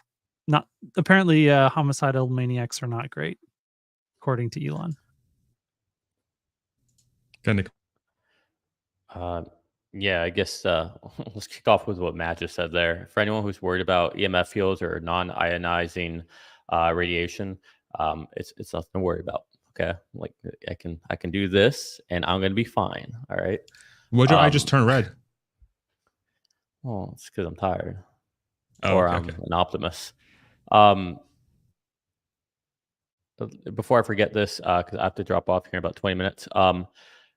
Farzad, you have a bigger voice than I do. We need to get some say questions into this meeting, where we can ask them and get kind of crowdsource the questions. Like, I love all the love people give, but we just need some better questions. There were some good questions, but there are also some not so good questions. And to be frank, like, a lot of the selfish questions about, I want this, or I have this business, like, it's great and all, but like, come on, like, it's not cool. I totally hear what you're saying, but I think with a meeting like that, it's more like people have traveled to go there, and I think the expectation is just you're gonna get questions that are relevant to the crowd that's there, and even though most of them are not pointed to the future, I don't have they're not great questions, but it's just I don't mind that. It's the specific questions because I want something. I need something. There's something I want rather than thinking holistically for the business or humanity. Like, the whole point of Tesla is to be a selfless company that's thinking about humanity. And then to have these questions that are, asymmetric to what the company's philosophy is. I don't know. It annoys me. You guys saw in the conversation. Yeah. I think the quarterly earnings call is probably going to be the best bet to get them, because you do have say, and it's every quarter. And then you have a better chance because the people watching those quarterly reports are going to actually be more aligned, Yeah. Anyways, obviously I agree with everything everyone's saying, so I'm not going to sit here and try to rehash what Matt and Hans said because they say it better than I do. But did you see that link I just dropped into the chat here? I don't know if that's something Tesla actually leaked or if Tesla Chan made that on his own. Like, I'm trying to find the source of it, but I can't. Let me pull up. I don't know if you guys can hear my my baby in the background. Oh, okay. So Tesla Chan responded to me. Huh? Because I got the answer. Yeah, let it play. Coming soon. Okay. So okay, he's just okay. Like, So it's a person in the backseat of a Tesla being driven around. So a robotaxi. it's a robotaxi. It says coming soon. Yeah. And okay, Yeah. well, this is new. This is a leak. This is an Easter egg. Tesla Chan just got back to me. Said it's the last part of the shareholder meeting live stream. It was the last thing they put out there. Interesting. Okay. Yeah. See, okay. Now you say interesting. Now, all right. Now you. Now I'm hyped. Yeah. So this is like a robotaxi teaser. It's a 8.8 teaser. Okay. They don't So they're cover driver's actually seat, though, so it could actually be just a Tesla network, a la like an Uber thing. What ARK Invest has been saying. I mean, either way, it's exciting. It's something they're not doing that for no reason. Let me pause it on the app. Pause. So you got climate, you got volume, you've got heated seats, I think. Okay. So if there's somebody already in the car, I'm wondering if they would want to give the passenger the option to control any of these three things. Why not? That shot looks like it's a shot from when they showed us the Robotaxi preview or the Robotaxi app preview already. Well, we haven't seen this video. We're getting something along the lines of some sort of service where there's going to be a passenger that's going to be able to hail a Tesla either with a driver or no driver, and coming soon. So they'll talk about it in detail in 8.8, which is great. So that yeah. I was 68 degrees. That's a bit of a missed opportunity. Gotta admit. Yeah, right. 69. Yeah. Oh, Matt. God, see, that's what I'm saying. Matt's on fire lately. Dang. That's good catch. Good. That's depressing. Come on. 68. Right that's so lame. We're right there. I'm selling all my stock just because of that. There'll be some more layoffs coming after this. Yeah. And the time could have been 4:20. I mean, terrible. Yeah. Okay. So, all right. So, actual thoughts. I think all the financials and stuff he was talking about, $30+ trillion is great. Like Matt said, Bradford actually posted the YouTube video analysis that they did going over that. So he actually just posted that. So if you go look at Bradford, you can not have to search everywhere for it. I thought that was very bullish. I love to see that he's agrees with more or less what ARK Invest is saying. So on that front, life's good. It also sounds like Elon intends on staying there for a while. I was a little shocked nobody asked about, okay, well, now you got this comp, like, when are we going to get the next one, or how are you guys thinking about it? I was also surprised. To me, like, it's like the most obvious question. Okay, we're working towards Robotaxi. You're still iterating on FSD. How do we bridge the gap between right now just FSD beta users to full on no humans? Like, what are the interim steps we need to do to get to that from your point of view? And nobody asked this question. It's just right there. And it would give us so many answers and see how he's thinking about this. Do you need a safety driver in there first? Do you not need a safety driver in there first? Does it start in a somewhat geolocated city and then you scale out? Like, how do you scale? Right? I don't know. It's right there. And then it seems like you want to talk about this, but the other thing I was going to say is I thought there was a lot of very interesting new nuggets that kind of show how FSD is being trained and deployed. So, for example, when he was talking about the different AI models, I know a lot of people talk about end-to-end neural nets as if it's one big model. It's not, right? That's very clearly not how you do this. There's lots of models within that, and they're all neural net based. Apparently not CNNs or anything of that neural nature. nets, Nick? You hush. I know about Nick Nets. But it was interesting to hear that, to Hans, your point, that they're deploying it out in shadow mode to, hundreds of thousands of vehicles to see what's going on. And then essentially the delta between that was fascinating to hear that. Also, what was the other thing he was saying that was very intriguing? I can't remember. I have to rewatch it, but he gave us a lot of nuggets on how exactly they are testing this and how they're training this that we haven't heard before, and it really starts to stitch together a lot of the picture. I think a lot of this we kind of were guessing at, but we didn't really know. And he definitely gave us insight into it. Also, kind of like he was saying, like, there's 1,000, complicated intersections that they're essentially using as a litmus test for a new model, right? So like when we see them constantly doing chucks on protected left-hand turn, more than likely each one of those vehicles that are doing it are running a different version of FSD dot whatever, and there might be certain models in there. Maybe the model is just about your approach whenever another car's coming up, and they all have slight tweaks to it, and we're trying to figure out, well, what's the better one out of those individual tweaks of that part of the model, right? And so that gives us a lot of insight into what they're doing, what all these AI drivers or all these Tesla test drivers were out there for. But yeah, I thought there were some really good questions that really gave us some good insight. But overall, I thought it was. I mean, it was a shareholder meeting. It was what we expected. It was great. I'm happy everything passed, and I wish we could get the 15 minutes of our life back from those questions at the very big, or the people grandstanding at the beginning. Okay. So, random question here to the panel.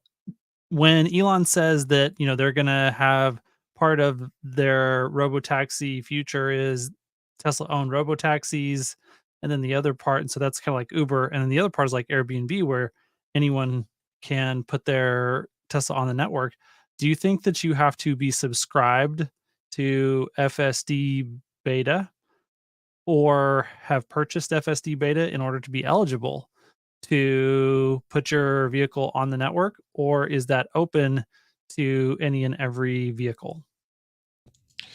That's a great question. I've been thinking about that token system for a while, where you would have to purchase like a token, like how in New York you have to purchase a medallion to be able to put a taxi in the network. I've long thought that if you want to add your car to the network, you have to have some sort of skin in the game to be able to do that, because it's there is an ROI involved in that. It can't just be. Tesla. This is where Tesla has the opportunity to completely break the model. Buy the car for $30,000 and then add it to the network. If you want, you take responsibility of the cleanup and everything, and you will just take 20%, 25%, 30% off the top. And it makes the barrier of entry of running a fleet of vehicles extremely low, or much lower than it would be in a traditional model. And under that system, you wouldn't have the giant capex and investments that you would have to do to build out a self-driving network than versus like a Waymo would have to do, right? Where they would have to purchase a bunch of cars and take them on themselves, and then run them through the fleet and try to make money on the rides to try and recoup that investment. Tesla can just literally make money from the start by just selling it and then allowing people to add it to the fleet and just taking a percentage off the top from the get-go. So I don't know. Tesla has an opportunity to completely disrupt that with this, and their cost advantage will allow them to do it. I don't know. Yeah, I'd be flip-flopping on I that. think if you think about it from Tesla's perspective, their incentive is to get as many vehicles operating as robotaxis as possible. So, let's just say the global fleet take rate at some point is like 20%. It's kind of silly to artificially limit yourself to only 20% of the vehicles out there that are capable of providing a robotaxi. So in my mind, it'll make sense for Tesla to say, sure, any Tesla owner can make their car a robotaxi, but maybe if it's a 30% profit share, if you own FSD or subscribe to it, maybe it's a 60% goes to Tesla, and the owner only gets the remaining 40%, something like that. So I think it's just the incentives will push it to be as widespread as possible, but Tesla probably takes more if you're not paying for it. It's an interesting thought. Yeah, I think Matt just hit the nail on the head. To be frank, I hadn't even thought about that. But that's a brilliant way. So the way I see it is, if you have if you bought FST outright, then you can just go ahead and put it in as a robotaxi. If not, you could probably you still have to have FSD, right? So you still have to pay the $99 a month. But to Matt's point, maybe at that point you get a 50-50 share with Tesla, and that way you don't have to finance $20,000 to buy it outright. And instead, you just you get to keep less, Tesla keeps more, and Tesla makes their end on the back end there. Or maybe it's like a cell phone plan, right? Where it's 50-50 until you've paid down your $20,000 for the license. And then from there, you go to a 75-25, right? It's just subsidized, just like a cell phone is. A lot of different options. And this is where I think this is like the benefit of owning the entire vertical. You can do whatever the hell you want. You own the car, you own the app, you own it's like insane. And nobody's talking about it because it hasn't happened yet. But once it happens, I think it's going to be, I'm warming up to the idea that the market reaction, once they figure this out, will be a lot more violent and sudden than I initially thought. Because it is such a fundamental difference versus how everybody else do it. We'll see. Real quick, I want to go ahead. What? So, sorry. Sorry. Hold on. Okay. Don't hate me. Okay. 2 more seconds. Here you go. One. Take a look at this. You're gonna like this more than what you're about to pull up. Private chat. Just the full video. Oh. Ooh, here we go. I haven't watched 34 it yet. So this is, oh no, Okay. 34 seconds. Here we go. Wait, how do I work my computer again? Present, share screen. 1 second. Give me a break. Dude, I am and you were rushing me. I am so tired, you guys. Here we go. Okay, so we saw that. We've seen that before. That we haven't seen. Ooh. Actually, no, we see this. All right. Be patient. It's exciting. Have excitement. Ooh, my car's... Oh, I didn't see if somebody was in the driver's seat. Son of a bitch. Okay. Well, that's the full thing, though. That's a teaser. That's a hell of a teaser. So we definitely didn't see... Oh, they're not showing us. Oh, they're such assholes. Son of a bitch. Okay. Damn, okay. That's a Tesla employee using the Tesla Robotaxi network. All right, yeah. I'm changing my prediction. They're launching something. They're doing a soft launch or something for sure at 8.8. You think so? Well, I mean, you don't tease that for no reason. I don't know. You're gonna make that hype, bro.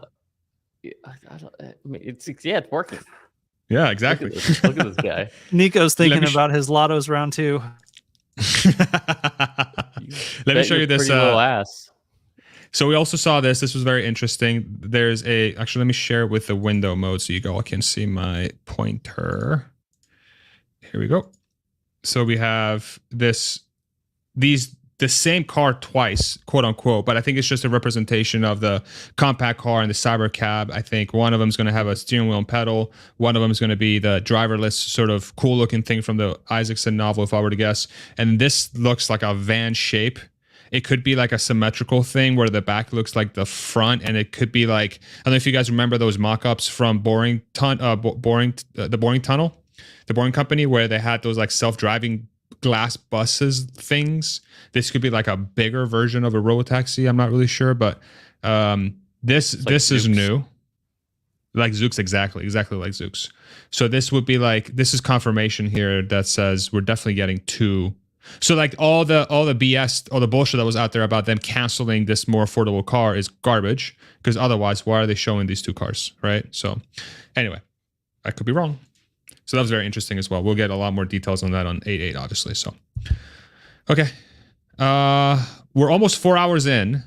Anything else we want to cover before we shut this sucker down and we try to get our brains rested for tomorrow so we can talk a little bit more intelligently about this stuff?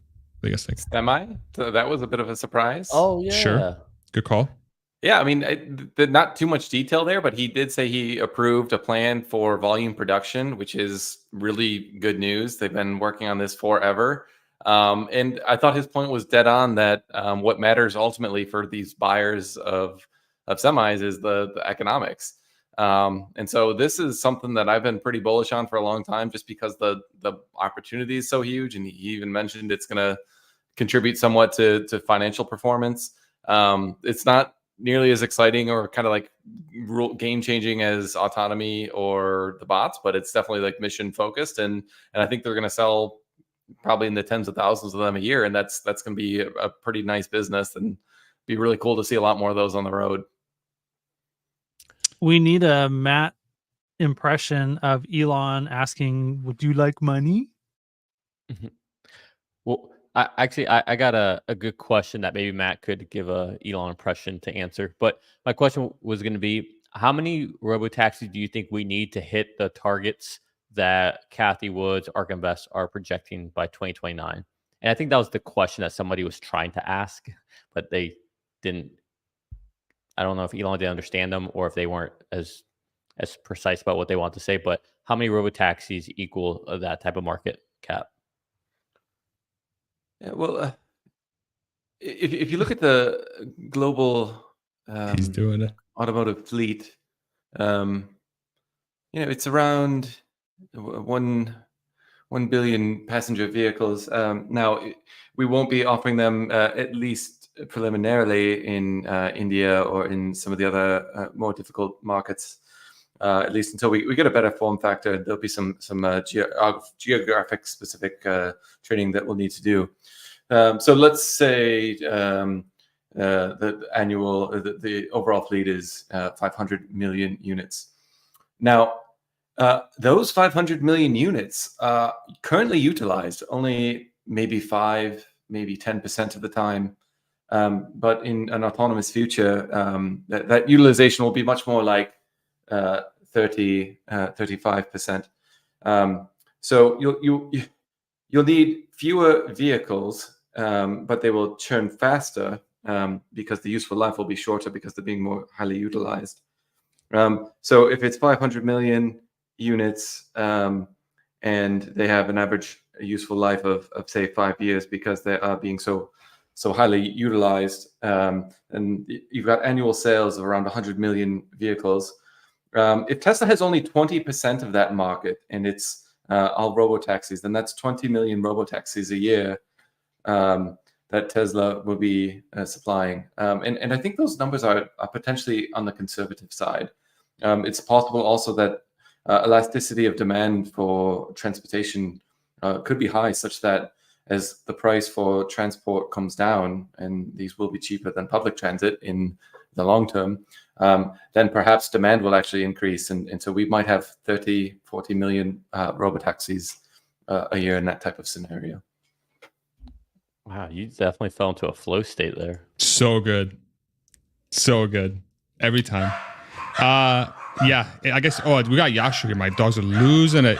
Yashu, what did you think? I think your dog hates me. I think as soon as I came on the back, for real. I actually got to go.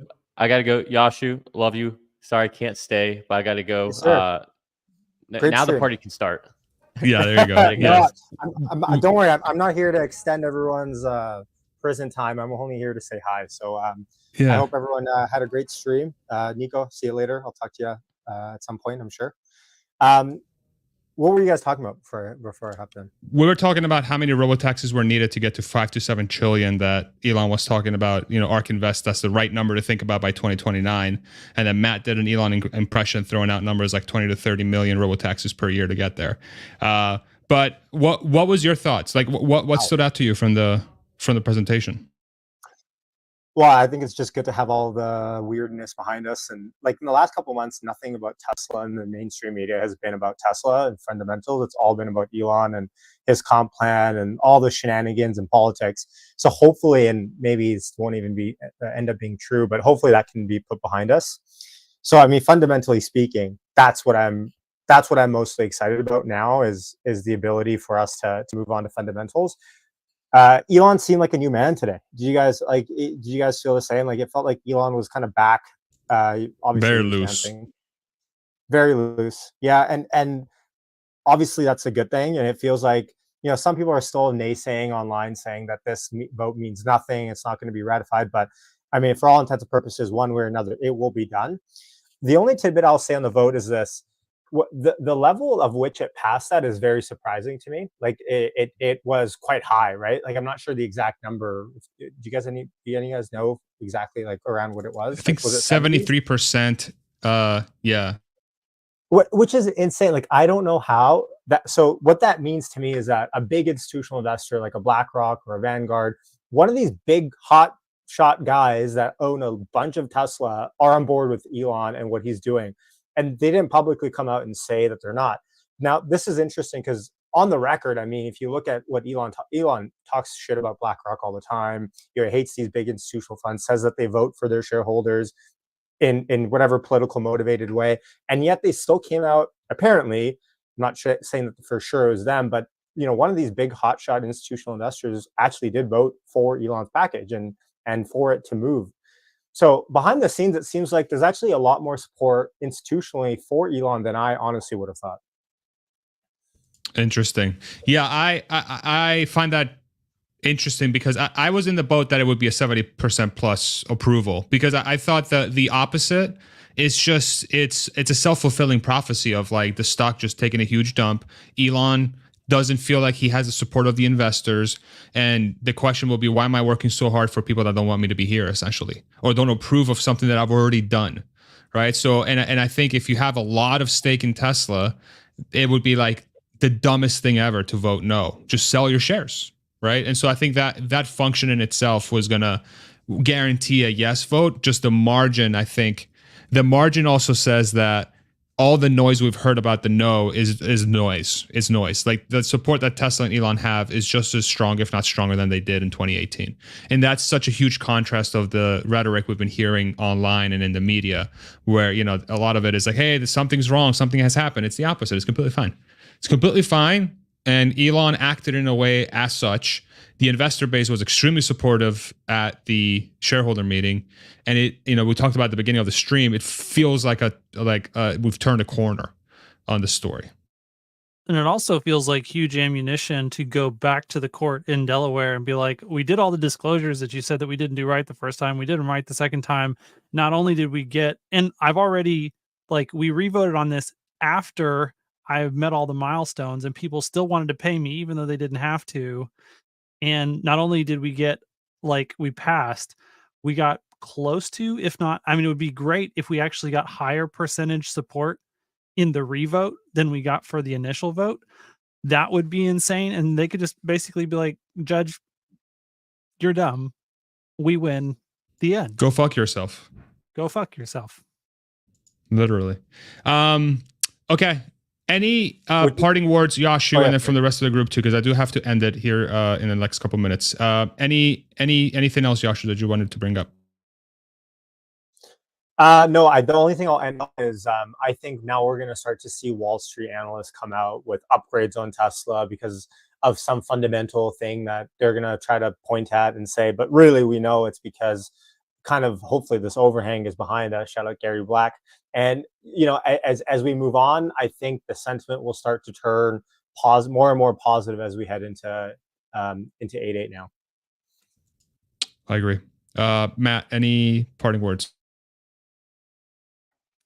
No, I think we've said enough today. So appreciate the live stream. It was a great time as always, and congrats on a great day to all Tesla shareholders.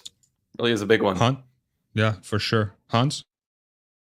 Delaware can GFY. And everybody who voted no, fuck you. All right. Thank you, everybody. Thank you, Hans. Thank you, Yashu. Thank you, Matt. Yashu, you can find him at Hey It's Yashu on X, or hit that bit on YouTube. Hans, you can find it Hans C. Nelson on X and YouTube. And Matt Smith, rebellionaire.com, you can find him at some random X account at Smat or something like that. So whatever. Just type Matt Smith and his face will come up. No, when I got that handle, I was getting coffee and I said, my name's Matt Smith. Could you put it on here? And that's what they wrote. No way. Oh my God, I have such a crazy story about that. That happened to me as well. All right. Thank you, everybody. Yashu, we'll have you back one of these days too to talk about this more in depth. We haven't chatted in a while, but let's make sure to catch up.